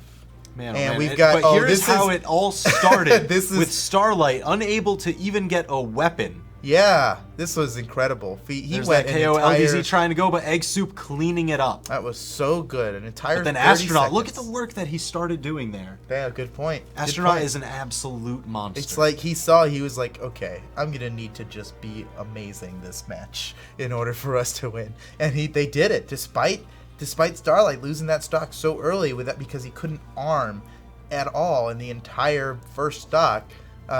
They still managed to win it. Yeah, and I'm gonna say it again. I love watching how they approach because it is so different to most other teams. A lot of teams, they'll try and get one guy on the other side of you, whether he dodges through you or just goes completely up and around to the other side. They Yep. want to sandwich you. Starlight and Astronaut are, no, let's make a unified front. You go from the high, I'll go from the low. Yeah, that's a good point. Very different approaches from both teams, and that seems to be working out really well for Team Noble. Oh, All right, man. This time Eggsoup, the last one to arm up, didn't take too much damage. Everyone able to grab a weapon before really getting into the fray. Everyone is armed, and Starlight's off the edge against Eggsoup. Eggsoup might be able to translate this up. Nope. Astronaut's pretty damaged already. Oh, Eggsoup catching one, and I like that again. Astronaut and Starlight, once they get hit, they take opposite dodge routes, so that way only one of them gets Whoa! Wow! Ragnar, whoa! with the weapon That's throw it! too. Oh Double KO my confirmed. goodness! 40 seconds. What a double KO! Unbelievable! Eggsoup is a beast! That down signature, the Wow! little Spitfire breath to knock them both down there, and then the weapon toss just to secure it. That was honestly incredible. And how quickly LDZ went to rotate. Yeah, and LDZ he followed up so fast. He was like, "This is it. We're gonna get a double KO. Let's go!" Oh my, wow! That was just so awesome. Oh, here we go, Astronaut. Oh man, he started with the downlight, but he did not finish off that combo. LDZ turning it around now. Side sig. Starlight gets the KO onto Eggsoup. Man, LDZ fighting back with the spear. You know he's looking for those signatures. He wants those KOs. Starlight and Astronaut, they're only in orange, but Bryn LDZ really hits hard. gets the KO That could be it. Is that oh, enough for but Astronaut? Starlight came in and protected his teammate. Not only did he allow Astronaut to get back on the stage, but he got a KO onto his opponent as well. Unbelievable. Wow. What, these are such good matches. LDZ, nice recovery way up on the ceiling for the KO onto Astronaut. And Starlight goes down too. Much different story this game. Yeah, Eggsoup Whoa, and LZZ. they've been able to hold on to this two-stock lead the entire time. They Yeah, formed it you're very absolutely early, right. and they've just kept it going. Starlight looking to change that though. He's got Eggsoup in the red. He looks like he's definitely going after Eggsoup right now, and there it is. The neutral signature catches Eggsoup with the gauntlets. Oh man, they're gonna have to do a lot to bring it back. LDZ still at 2 stocks. He's in orange. He's in a pretty good spot right now. Charging up, fully charging a side sig there, hoping for the best. Didn't work out that time. Oh, they're definitely going for Astronaut right now. Oh yeah, and you know, we've seen it before. LDZ loves forcing opponents' options high, so that way he can score those recoveries, get kills earlier than usual. Yeah, good point. Oh my goodness. Chain dodge into a pivot neutral sig from LDZ. Scoots him right to the outside and back in for the KO. That was an amazing play. But Starlight. look at Starlight. He's been doing such a great job of staying mobile as you want to do in a 2v1, and rotating between opponents. He'll knock one away and then immediately turn around to knock the other, keeping them split and separated. Unbelievable. Eggsoup charging that throw, get a little bit of extra damage, but also more so to cover the dodge escape. Starlight trying to find his way down. He's getting all this damage onto LDZ. Eggsoup Wow. almost getting knocked out by That him. was almost it. LDZ almost went down to Starlight's recovery there. He's really going for it, but Eggsoup ends up getting the KO off the ceiling. Wow. Wow. So they're going to go up 2-1 against Starlight and Astronaut. Are you expecting Yeah, to see that- any that kind of puts them changes coming into out the between lead. these? Because that was a complete reversal of the previous game. I think we might see Starlight switch to a story here. I think, oh my god, Eggsoup with that. That was so good. That was so good. Eggsoup is a monster. Absolutely. That monster of choice is a dragon. It's a dragon. Well said. And it looks like we're going to Mammoth by Eggsoup's choice. Starlight sticking with Val. We were wrong about that switch. Nobody switching off this time. All right, running it back, but we are going to Mammoth Fortress. Stage. Neutral stage, more standard. It doesn't have the island or the extra platforms to move around on. Maybe that's what Noble needs. I know this Starlight, he victory. feels very confident on neutral stages. You know, always one to say he is the best, and he can take anybody 1v1, and loves to prove it. So that's why he is not afraid to fight while Astronaut is handling the other opponent or coming back. Yeah, good point. And Astronaut off the side here gets around LDZ. LDZ's not able to convert that into a KO. Oh my goodness, did you see that? Weapon throw, rearms, and chase dodge side air for a hit. That was cool. Comboed from the weapon throw into a side air. Whoa! LDZ, he just hit everybody. Starlight up in the sky. I mean, if you're winning the damage war and you're hitting both opponents and your teammate, that's still a net positive. That's it. Eggsoup is the first to get KO'd. Oh man, Starlight maybe not long to follow. Yeah, he's in trouble here. Looks like he is able to make it around despite LDZ and Eggsoup going for him. Now Astronaut way far away. LDZ might try to pick up the edge guard. Oh, but Astronaut makes it back. Uh-oh, both of them hunting LDZ. He's trying to Whoa! find out. Eggsoup punishes Astronaut's approach, and then they Just answer like right that. back again with Starlight taking the stock lead. Double KO from Eggsoup. Amazing play right there. Puts them in the lead. LDZ still rocking 3 stocks. However, Eggsoup down a stock and pretty damaged. Luckily was able to get back from that edge guard against Starlight. Man, LDZ landing all of these spear sidelights before going down. That's the kind of damage gap they wanted to create. Uh-oh, Eggsoup might be in trouble here. Oh, that was good. He's able to make it back. LDZ again pressuring with that axe so Eggsoup can get back up. Yeah, oh, that was so close. That's the thing. Eggsoup is red. Very, very red. He might be in trouble here.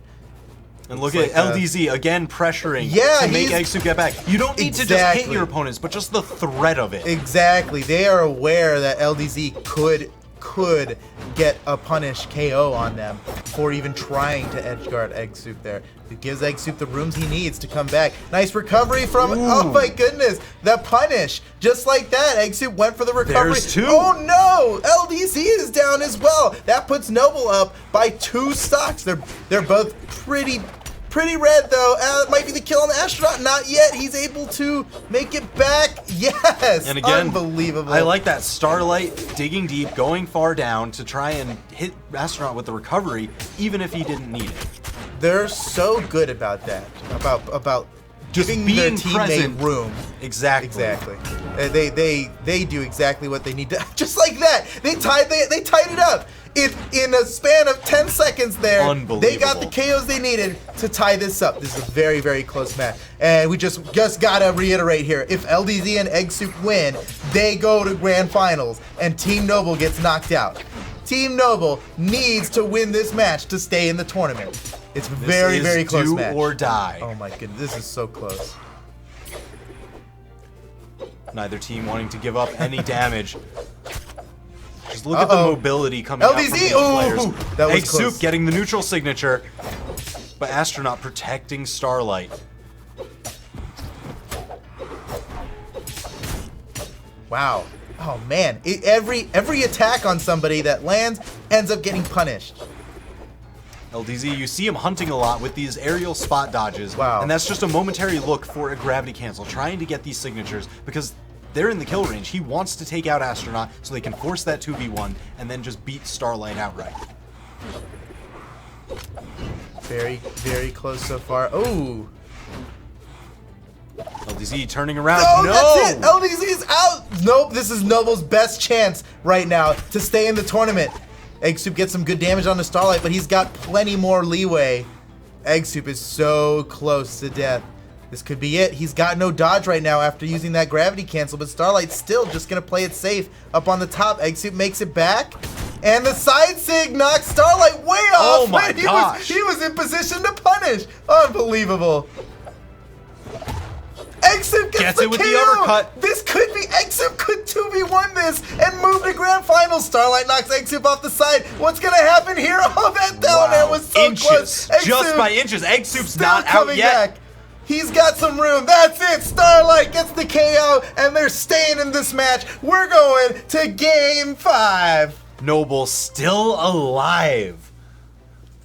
Wow. That was insanely close, but that is the turnaround that they were looking for. Look at this. This was the big equalizer. Starlight gets Starlight the kill grabbing one right onto there, Eggsoup, and then LDZ another goes one. down. That was huge for them. This Clearly is the definitely turning point of the match. Exactly. Everyone was deep red. Anybody could have gotten knocked out, and Starlight secured 2 KOs for his team right there. That was definitely the turning point. That is the play that enabled them to take victory. Here we go, guys. It's game 5. We're in Blackguard Keep. This is lower finals. Whoever wins this moves on to grand finals. This is it. No one can afford to lose right now. Oh man. This is interesting because Blackguard Keep affords you a lot of horizontal space to continue gameplay.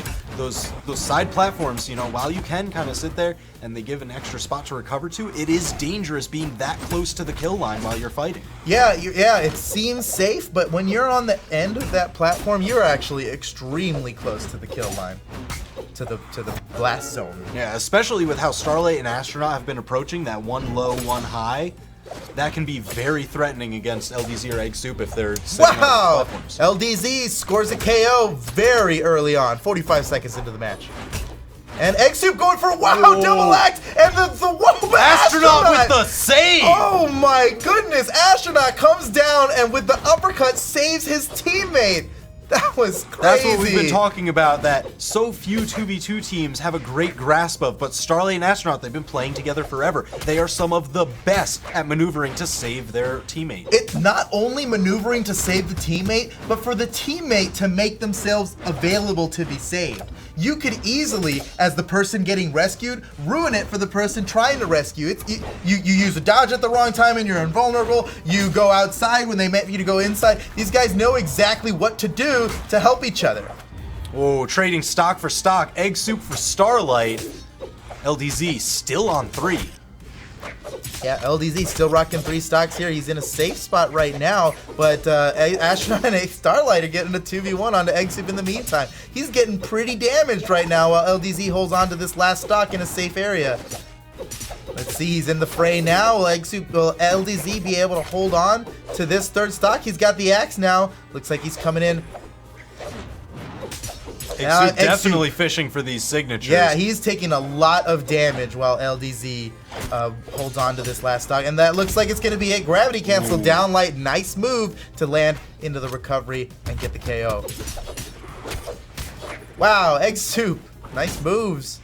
These guitars, you know, they are very valuable in 2v2 because a lot of their attacks happen so quickly. They are oftentimes just a single hit, quick to execute, quick to finish. LDZ gets the KO on the Astronaut, and that's going to put them in the lead. Wow, nice. That's the damage conversions we're talking about. Turns one hit into a combo. That's why LDZ's already in the orange. They do have the stock lead, but LDZ or Eggsoup can get knocked out very easily. They need to be careful. We've seen Starlight do it before. Yeah, Team Noble really needs to get the kill soon, and they are just about to land it. That's it. Oh, but Eggsoup takes the trade. They still have the stock lead. Answers back with his own KO. Wow. Eggsoup, the only player with 2 stocks right now in the game. This is do or die. Game 5, right here, lower finals. Somebody is going to get eliminated. Breaking the black hole. You know, we've seen that before. Eggsoup kind of hanging around, letting LDZ fight them 2v1 almost. Eggsoup finally losing that 2nd stock. But Eggsoup hangs out outside so that way he can come in and break those black holes. I wonder if LDZ feels very confident in most 2v1 situations. I think he does. He pulled off so many great 2v1s in even the most difficult of tournaments. Oh, whoa. That was sweet. This could be it. Nope, my Astronaut going goodness. wide to the outside. LDZ positioning to intercept. Starlight and Astronaut are both in red on their final stocks of lower finals. Is Starlight going to be able to make it back? Eggsoup throws the weapon, but Starlight avoids it perfectly. Starlight punishes LDZ's signature there. Oh my goodness, it's anybody's game here. Eggsoup, the only one in a safe amount of damage. If they can get a KO onto LDZ in time, they should be able to win the 2v1. But Ooh, Starlight's back out. That's it, double KO. Eggsoup with the 2. Eggsoup gets the double KO and moves on, moves his team back to grand finals against Boomie and Remy. Wow, Noble put up a really amazing fight. In the end, Eggsoup and LDZ had just enough, just barely enough. Oh man, that was wonderful play. Eggsoup doing exactly what he needed to. You know, having that lower amount of health, you're able to go rough and tumble with the other 2 players, especially if you've got that support like LDZ waiting in back. They're so good at supporting each other. I know I keep Yeah. saying Oh, that. yeah. It's incredible. When somebody knocks their opponent into them, and they will combo off of it. Not only that, the way that they save each other in these Oh, yeah. situations, and sometimes it's not even a save. It's just some extra support. They're off the side, and somebody's coming in to edge guard them. They will intercept it immediately. Yeah. Oh, yeah. They'll either get in the way of an attack, be present so that they know that they Yup. can't just do that for free. They're going to get punished. Or sometimes just even coming in and hitting them both out of the way. I mean, Exactly. So that's I mean, happened so much in this. That in is this what we've tournament. seen a lot. Because in the 2v2 space, if you enter an attack and your teammate gets hit, you can usually punish the one who hit them. That's right. And if they're damaged, that's a stock. Wow, we're in grand finals, ladies and gentlemen. Look at this bracket. man. We are right now in grand finals. Remy and Boomie on the winner's side versus LDZ and Eggsoup, who are going to have to win this set twice in order to take the victory. They're coming up from loser's bracket. You have to lose twice in order to be knocked out of a double elimination tournament. Exactly. Remy and Boomie have not been knocked out yet. They have not lost a single match in this entire tournament. So, Man, they got to be feeling good.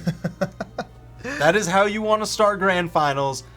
But let's not forget, we saw earlier today in the EU 2v2, Addy Mestic and Cake were able to reset the bracket and win grand finals. that's a good point. They You know came back LDZ from so and much. Eggsoup, they're going to be looking to follow in those footsteps. Yep.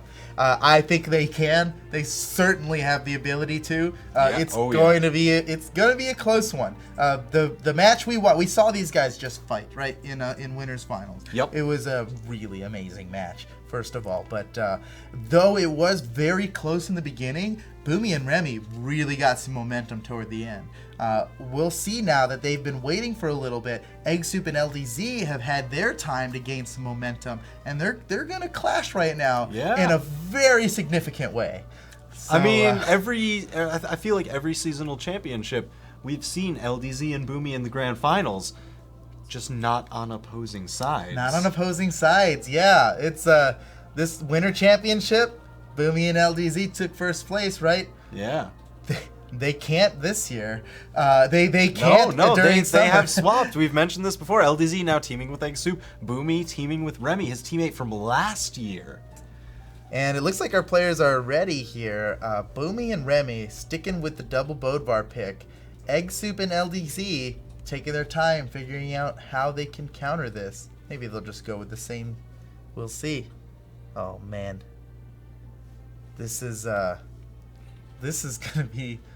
gonna be incredible. Curious Grand to see what they're final. starting off with. You This- know, Eggsoup, he's been doing work with that Ragnar, LDZ on Bryn. I feel like Ragnar and Bryn is a really solid choice. They've been doing so well with it. No reason to change it up now. Although, Eggsoup might go Wushang. Yeah, you feel like? I think he would. Think he's going to keep that as a pocket pick, or is he going to open with it so he can return to the Ragnar when they need? Looks like Eggsoup is back. Ladies and gentlemen, this is grand finals. This is the last match we will watch this weekend. This is the last match of any double S tier online circuit event this year. Oh, man. This is so significant. Oh, Eggsoup man. and LDZ versus Remy and Boomie is about to go down. This is one for the ages. This is going to be a huge one. LDZ's back. What is this? He's picking Nash. I don't think we've seen him play Nash throughout this tournament at all. Is this the secret weapon? Is this what they held on to this despite almost losing the last match? This is pretty crazy. I know, but you know what?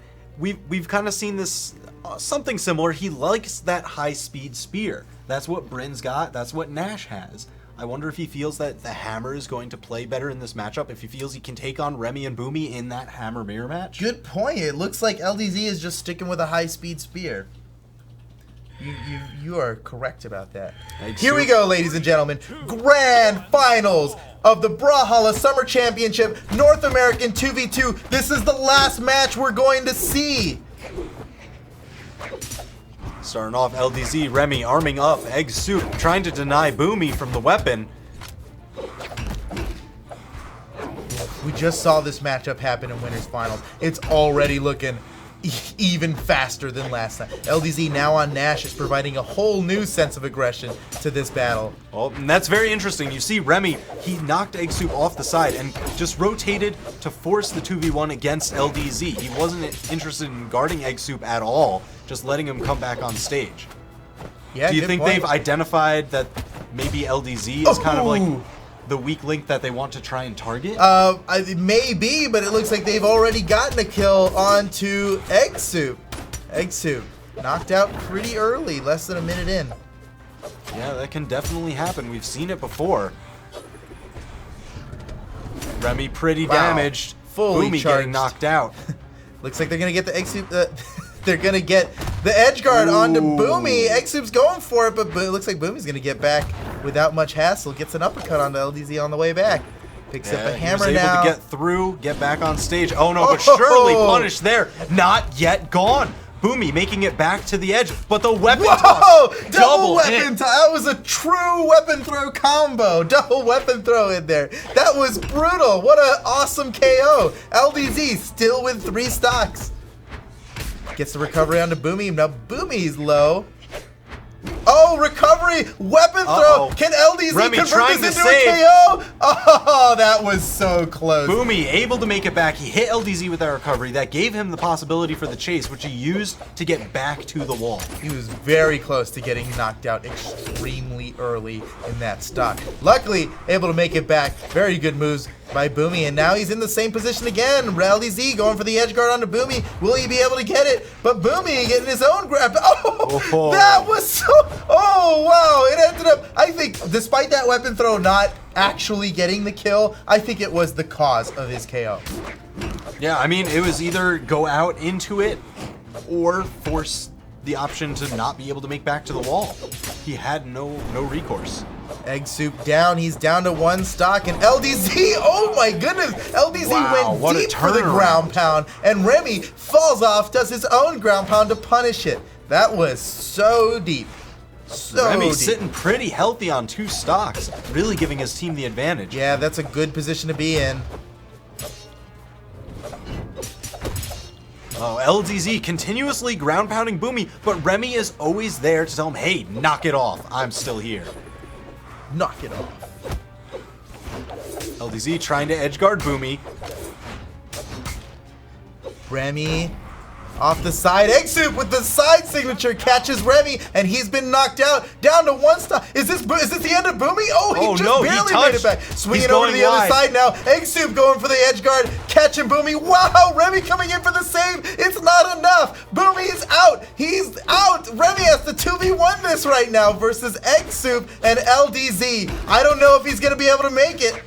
I mean, we've seen Remy win 2v1s before. He won the 1v1 championship yesterday. If he can take out just one of them, I feel like he's got... LDZ just touches. It's still 2v1. Just barely made it back. LDZ, I think he's going to need some help from Eggsoup to make it all the way back here. Eggsoup, he wasn't able to save him, but it may have been better not to. It looked like he would have put himself in a pretty compromising position. He just had to let his teammate go there. Here we go. It's a 1v1. Eggsoup versus Remy. They're battling for the first victory in this set. Will they be able to get it? It's Grand Finals, Summer Championship, North America 2v2, Grand Finals right now, down to a 1v1. Uh-oh. Remy, will he be able to get this edge guard? No, he lets Eggsoup back on, not before a neutral but he's light, able though. to deny the stage. Now Eggsoup on top. Oh my goodness, they're both so damaged. It's anybody's game here. Remy not giving Eggsoup a moment to breathe. Uh-oh. Oh, that was risky. Remy was in a good position to punish, but he was already determined to run back and over Eggsoup. Oh, there's the weapon toss going for the unarmed edge guard. Oh, the this dive might kick be off the it. side. Wow. Eggsoup just touches. Still alive. Just barely with his last option, able to make it back and stay alive. Remy with the down air catches him. That was so close. But Boomie and Remy on the winner's side are going to get the first victory in this set. Oh my goodness, this is the very end of the last set. Look at that, Eggsoup just barely. That's all he had left. Luckily, it made it back, but it wasn't enough. Remy catches him with the hammer down air and gets the kill. You can see Eggsoup, he tried to go for that side air to score the knockout for himself, but Remy was just ready with the faster hammer down air. Going back into stage bans. Looks One like left to Eggsoup go. he's deciding what the last map he's going to ban out is. I think he wants to leave King's Pass open, but I'm pretty sure he's expecting that Boomie and Remy aren't going to pick it. Yeah, they chose Blackguard instead. And here we go. Eggsoup and LDZ versus Remy and Boomie. Eggsoup and LDZ down by 1. It's 1-0 in this final set, possibly the final set of the North American. We'll see if LDZ and 2v2 Eggsoup Grand can Finals. manage to reset the bracket and get another crack at the tournament. Here we go. Nice combos from Remy already getting a good bit of damage onto LDZ. Look at this. Remy is really doing work on the LDZ here. Just like that. Man. LDZ turning it around. He might get the kill. No. That was very close to being a knockout for LDZ. LDZ hunting his former teammate, scores the punish, stomp into side air. Eggsoup looking to clean up the stock. Man, what a feeling that must be, fighting against your old teammate. I mean, very. Oh no, very- Eggsoup. Oh! Boomie grabbed him right before he landed on that soft platform. He wasn't able to reset his jumps. That was close. Whoa! Wow! Pivot! Oh my goodness! A pivot slide charge neutral sig. He steered it so far to the outside to get that kill. Boomie that was crazy. That was a crazy play by Boomie. Eggsoup was quick to answer back with the Ragnar neutral sig to trade those stocks. Remy going down, stocks just evened up, 2 apiece. Oh, Boomie might just be able to get the KO here. LDZ knocks him away and gets back up. Eggsoup really pressuring off stage with these guitars. We were talking about it before, how great they are in the 2v2 space just because every single attack happens so quickly. You don't get caught out, you don't leave yourself open for a lot of punishment from their teammate. And with the very small hitboxes it has, much less chance of accidental friendly fire. Exactly. Wow, nice KO from Eggsoup onto Boomie is going to put his team in the lead. LDZ and Boomie duking it out. Hammer versus hammer on this soft platform, right-hand side.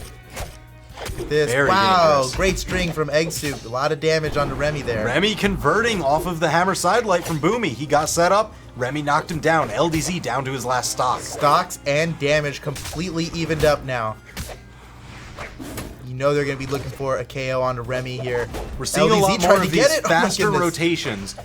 Remy and Boomie always going for these 2v1s. They'll fight off Eggsoup off to the side and then usually rotate over to LDZ to try and sandwich him. There it is, a nice KO from Eggsoup onto Remy, puts his team in the lead. Once again, Eggsoup and LDZ very close to victory. Will they be able to get a KO onto Boomie in time to 2v1 Remy down? Boomie already in the orange.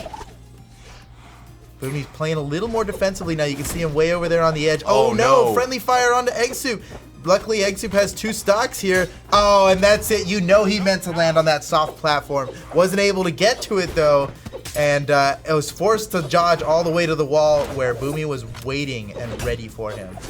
Kicking out edge wide guard for from the recovery. LDZ onto Boomie. He might get to hit the kill here. No, Oh, LDZ. caught between the two. What? Remy Wow!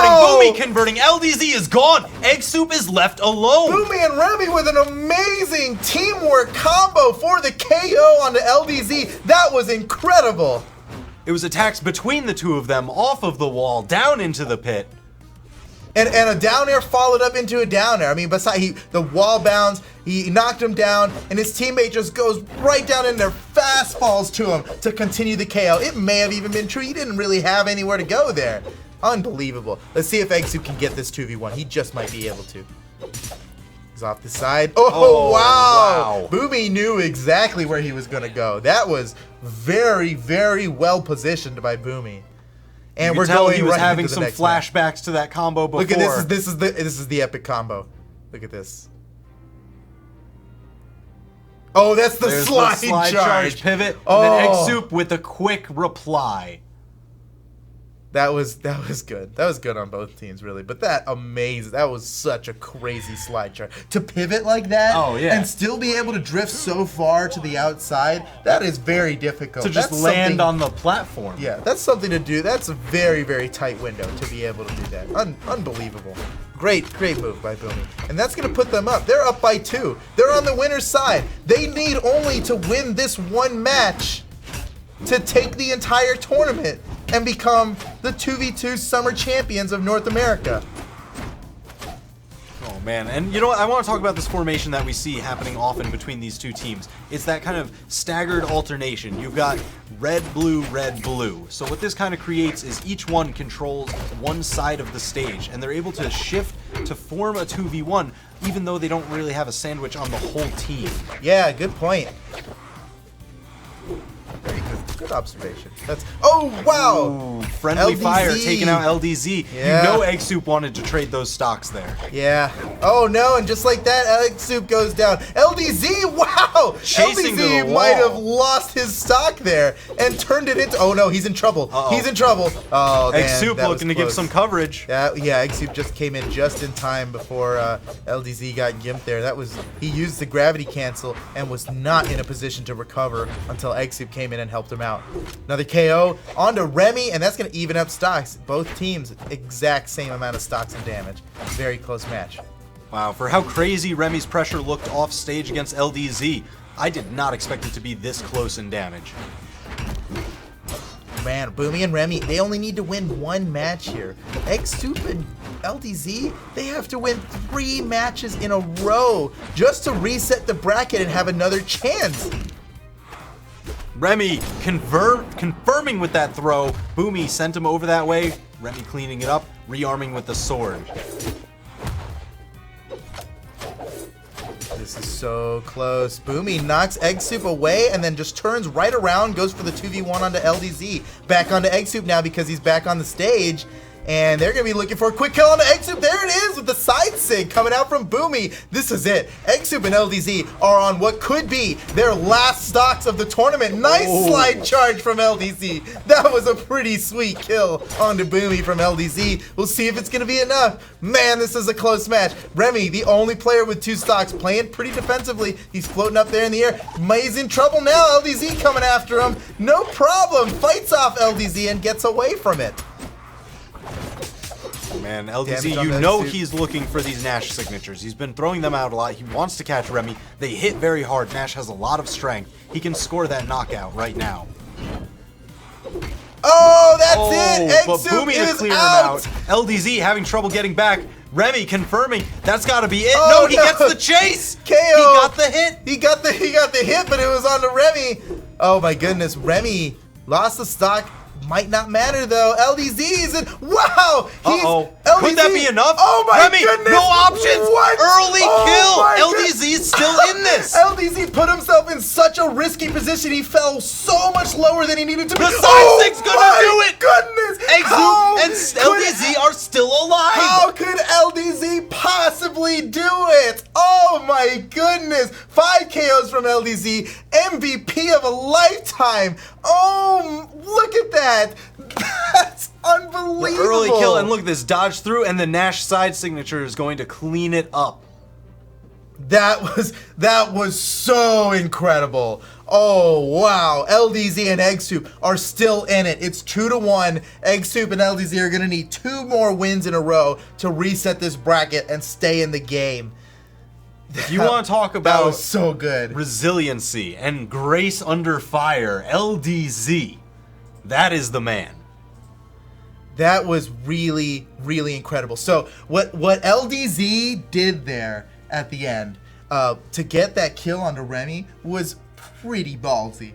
It paid off, and it probably is exactly what he needed, right? But he came all the way. He fell down so much farther than he needed to, right? Oh, yeah. Into an extremely low position. That's because Remy was so he was white. He had so much health to go, right? So he went so far down because he had a hammer, right? And when Remy came down to finish him off, he grabbed him with that hammer recovery, which is a total reversal, and got a KO on him despite him being on a fresh stock. And from there on, it was just a 1v1 against Boomie. That was Really interesting because that even timed well with the platform starting its ascent. You know, they started their fight as it was reaching the lowest point there, so Remy thought that he could maybe make it back. But the fight prolonged a little too long, a bit longer than I think Remy accounted for, and the platform was already out of reach by the time he needed it. That was crazy. What a play by LDZ. Unbelievable. An ordinary man would have given up. Not LDZ. Not the is no 2016 ordinary man. world champion. That was unbelievable. Holy cow. And it looks like we're waiting on LDZ to Lock ready in, up there's here. the Nash again. He's picking the Nash again. That's a smart play. It's worked out for him so That's what far. I like to see. Those signatures been putting in work, the hammer and the spear. Man, we are witnessing something special here. LDZ and Eggsoup versus Boomie and Remy in grand finals of the North American Summer Championship 2v2 tournament. This has been an unbelievable set so far. It may come to an end here. It may go on for another 7 rounds. We Oh don't my know. gosh. We don't know what's going to happen. Boomie and Remy need only 1 more victory this set to take the win. LDZ and Eggsoup, they managed to stay alive, but they need 2 more to reset the bracket. We'll see what they're capable of. It looks like LDZ and Eggsoup are trying to figure out what of these 3 remaining stages that Boomie and Remy left them are they going to go with. Twilight Grove, Thunderguard Stadium, or Mammoth Fortress. Yeah, okay. Looks like they're going with Mammoth Fortress. Mammoth Fortress, the solid pick. the old standby. The number 1 choice for top players in the competitive scene. Mammoth Fortress. Here we go. It's the Summer Championship Grand Finals 2v2 North America, LDZ and Eggsoup versus there. Looks like we're going to reset this. Okay, yep. Something Standard went down. procedure. Something went down. Just if there are any issues, if you have them with personal, mechanical, whatever you need, you can, end the match 10 seconds in. Just get that going. If there was a problem with maybe the stage banning, maybe they picked the wrong one. Yeah, it could be several things. Whatever it was, they are within their rights here, and this was a fair play. So we'll see what happens. Looks like they're just gonna go right back into it. I think it may have been a stage thing. No matter though, we're waiting Seems on some pretty likely. bans here from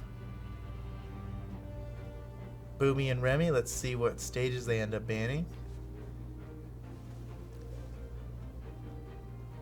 So what do you think Boomie and Remy are thinking right now after that last match? When they got the 2v1 against LDZ, and then he managed to just turn it around while Remy was in white. I see what happened. Oh, yeah. You know what? I think Boomie and Remy are just maybe going to take themselves more seriously now. I think they were really far ahead, and they maybe started messing around just a little bit. Right? They're like, we're up 2-0, or just went grand for it, finals. I'm okay if I hold my ground pound here. I think they're going to be a little more careful here. They want to seal the deal before Eggsoup and LDZ can get enough momentum to beat this, because they can. It is not over right now. Oh, absolutely Look at this. not.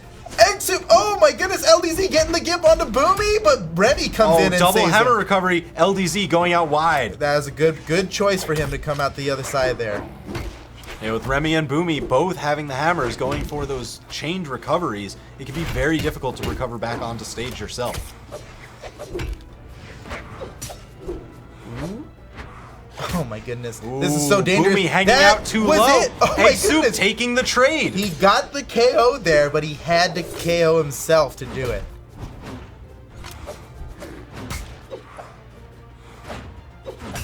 Nice. Ooh, Oh, LDZ. wow. Boomie trying to go in to punish a little bit too early. Eggsoup managed to tag him.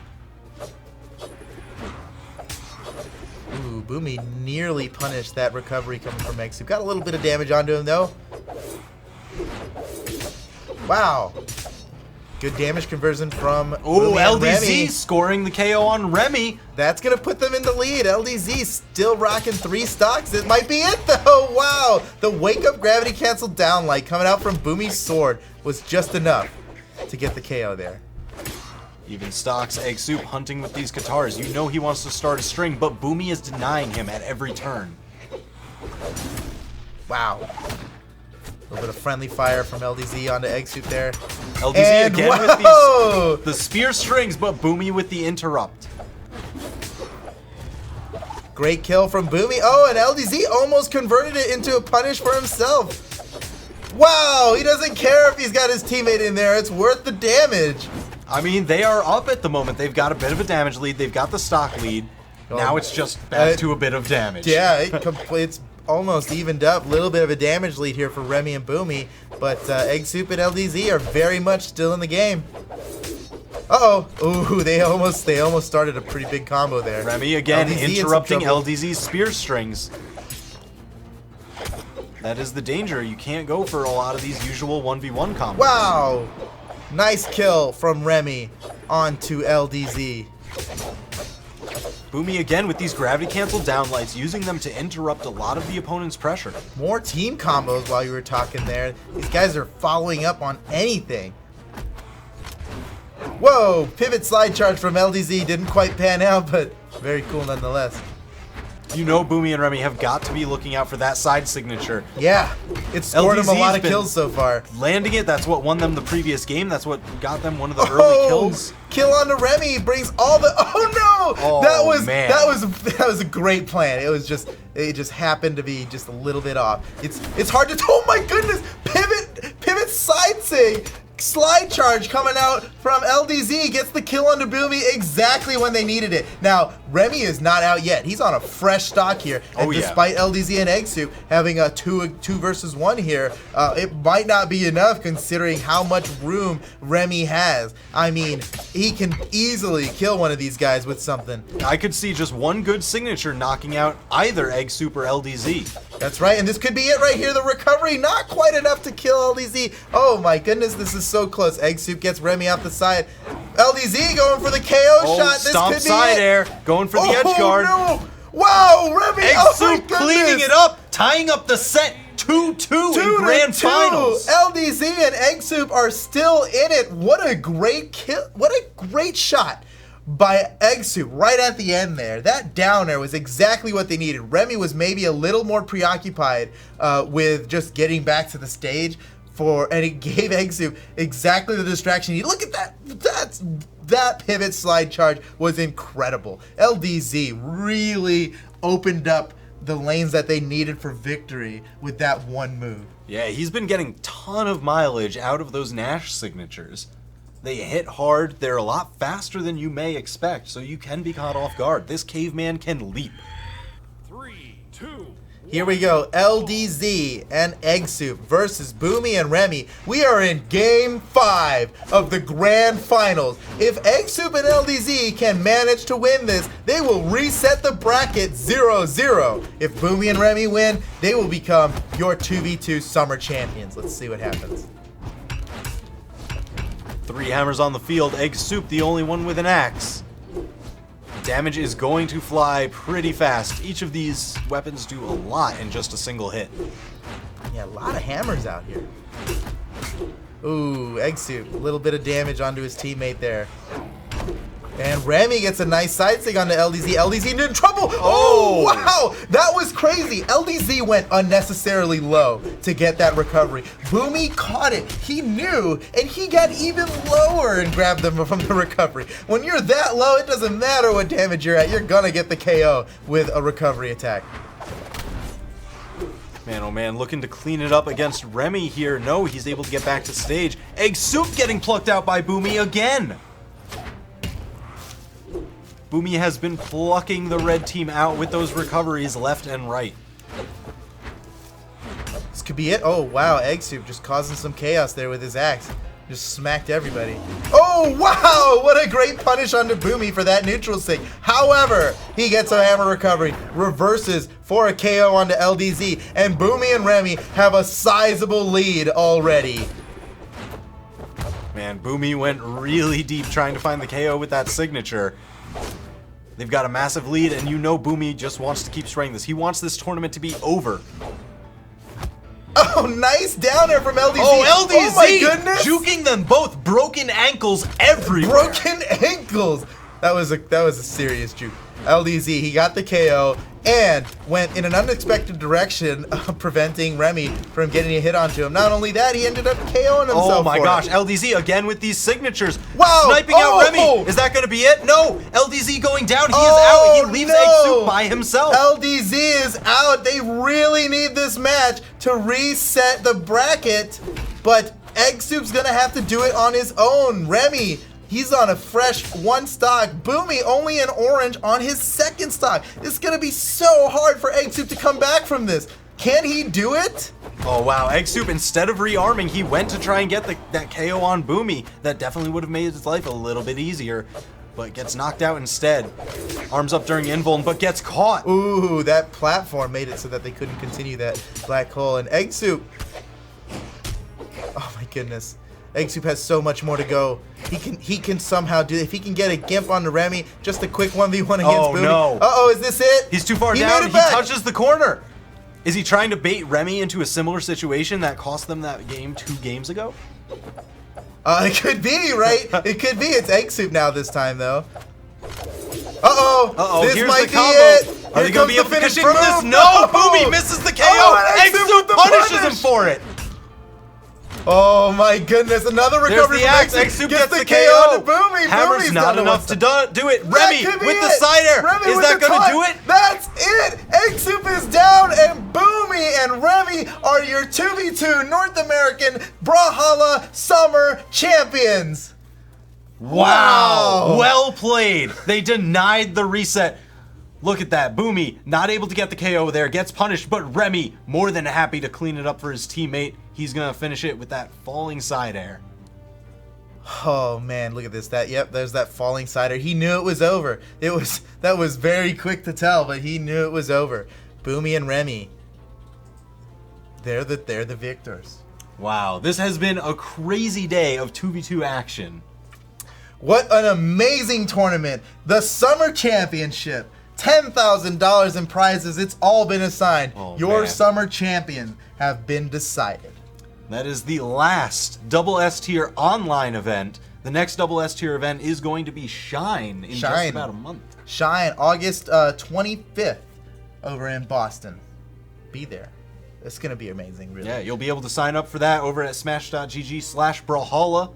And that is the player's last chance Yes. to earn circuit points. That is the final circuit point earning event. After Shine, the circuit point placements will be final, and we'll know who's getting invited to the World Championship. After that begins the regional qualifiers. That's going to be a set of 1v1 tournaments where the winner earns a plane ticket and hotel to the Brawlhalla World Championship. There's one for every region. Oh, Australia regional qualifier, Southeast Asia regional qualifier, Brazilian, European, US West, and US East. It's gonna be insane. That's going down November 3rd through 5th, Atlanta, Georgia, at the Cobb Galleria. There's a $100,000 prize pool at stake, split between the 1v1 and the 2v2 brackets.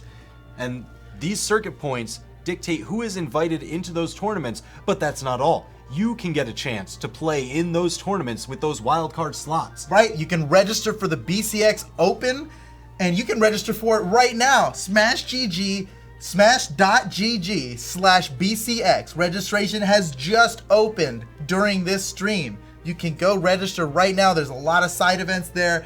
The production's going to be increased by so much. There's going to be more events. There's going to be more space. There's going to be more equipment. There's going to be more merchandise. It's going to be so good. You've Last got year to make it was out one there. of the best weekends ever, and this one is promising to be even better. I'm so excited. I'm so excited for that. BCX, the Brawlhalla Championship Expo, the World Championship, $100,000. That doesn't even include all the side tournament prize pools. There's just so much to win over there, and it really will be the experience of a lifetime. Come meet all your friends. Come meet everybody that you've been playing with online. Things get a little tense online. We're playing a game where we all just fight each other. When everybody gets together in person, it's a magical thing. It is People absolutely are really, amazing. really great. You're gonna love it. It is a bring your own controller event. You can bring whatever you want to play on, but if you don't, we actually have wonderful sponsors on hand that will be providing equipment that you can use. That's right. Eythrow and Scepter. Eythrow providing keyboards and mice at the event. You'll just be able to rent one from them for nothing. You just show them your ID, and you can hold on to the keyboard throughout the event, give it back to them at the end of the event, and you'll probably end up buying one because you're going to love it. They're very, very good keyboards, and the mice are also extremely good. Not only that, but Scepter, the official monitor of the Brawlhalla World Championship. We will have a solid set of about 100 of them there, and that's what everybody will be playing on. They have an amazing input delay, a 10.5 millisecond input delay. I mean, that's all you care about as a fighting game player, and let me tell you, that's one of the lowest ratings of any monitor on the market right now, all at a really great price. So Scepter and Eythrow are out there. In addition to that, they were actually kind enough to supply us with some of those items. That's right. To do a giveaway for all of you wonderful people for watching the Summer Championship, enjoying all this crazy action for this weekend. So I think it's time to do that giveaway. We're going to do it a little different this time. We are pulling a name, our production is pulling a name right now from active Twitch users during the grand finals. So anybody that was in here being active, watching during the grand finals has a chance to win this. We'll be getting a name from them soon, and this is going to be the name for a mouse and keyboard. After this, we'll be giving away a Scepter monitor. So 2 different giveaways here. We've got the first name. Here we go. It is IMP_Kilua. Kilua. Imp Kilua. Imp Kilua. If you're in chat, start screaming because you just won an Eythrow mouse and keyboard. Now That's wonderful. We'll be getting your information from you so that way we can ship those prizes your way. Imp Kilua. All right, and we're about to get our next giveaway winner. This is for a Scepter 24-inch monitor, the same one that we'll be using at the Brawlhalla World Championship. Nice. I'm excited. I know we were playing on those the other day. Those things are absolutely amazing. They look beautiful. They play beautifully. Who is it going to be? Here it comes. Oh my goodness. What? Marshall D. Hackey. Wow. Wow, that's Reason Gaming's manager. Jeez. Out here winning. Oh my god. Winning the Scepter giveaway. You just won yourself a monitor. Crazy. He'll be able to tell you how great it is. Wow, congratulations, Marshall. Congrats. That's cool. We got to meet Marshall at the World Championship last year. Really cool guy. Oh yeah. Couldn't He's been traveling to a lot of these events, you know. He does a great job keeping everyone. And he's out there high for morale. support, right? I mean, he competes in the event, but really he's there for his team. He's their manager. He sets up everything for them. He makes sure they have what they need to compete. And he's a very young guy himself. You know, he started out as a Brawlhalla player. He is a Brawlhalla player. It's not like he came from this organization. He kind of joined up just. That's right. No, he started with the players together. You know, they all did this together. And Reason Gaming, man, champions of the Europe Summer Championship, right? They have Iram, winning They the took 1v1. They took the and 2v2. they took 2v2 today with Addy Messick and Cake. These guys are monsters. That is crazy. So, and now Reason Gaming has a new monitor to play with. Congratulations. Well, very well played to everyone today. Absolutely fantastic action. I'm excited what's going to happen at the next tournament. The next tournament, Shine 2017 in Boston. Be there. You can register for it now. Smash.gg/shine-2017. Yeah, so congratulations to all our winners. Congratulations to Cake and Addy Messick again for winning the EU 2v2 Summer Championship. Congratulations to Boomie and Remy for winning the NA Summer Championship. Congratulations, everybody. Thank you all for being here. It all works because people like you are watching. We appreciate you, Brawlhalla Esports fans. Brawlhalla Esports is growing every day. Oh, yeah. It gets more and more exciting. We're continuing to work on the game with the esports in mind. It's getting better and better. The action is going to be intense. And just get ready for the World Championship. It is going to blow your mind. Oh, man. And with that, we'll be signing off. Thank you again, and we will see you all on the circuit.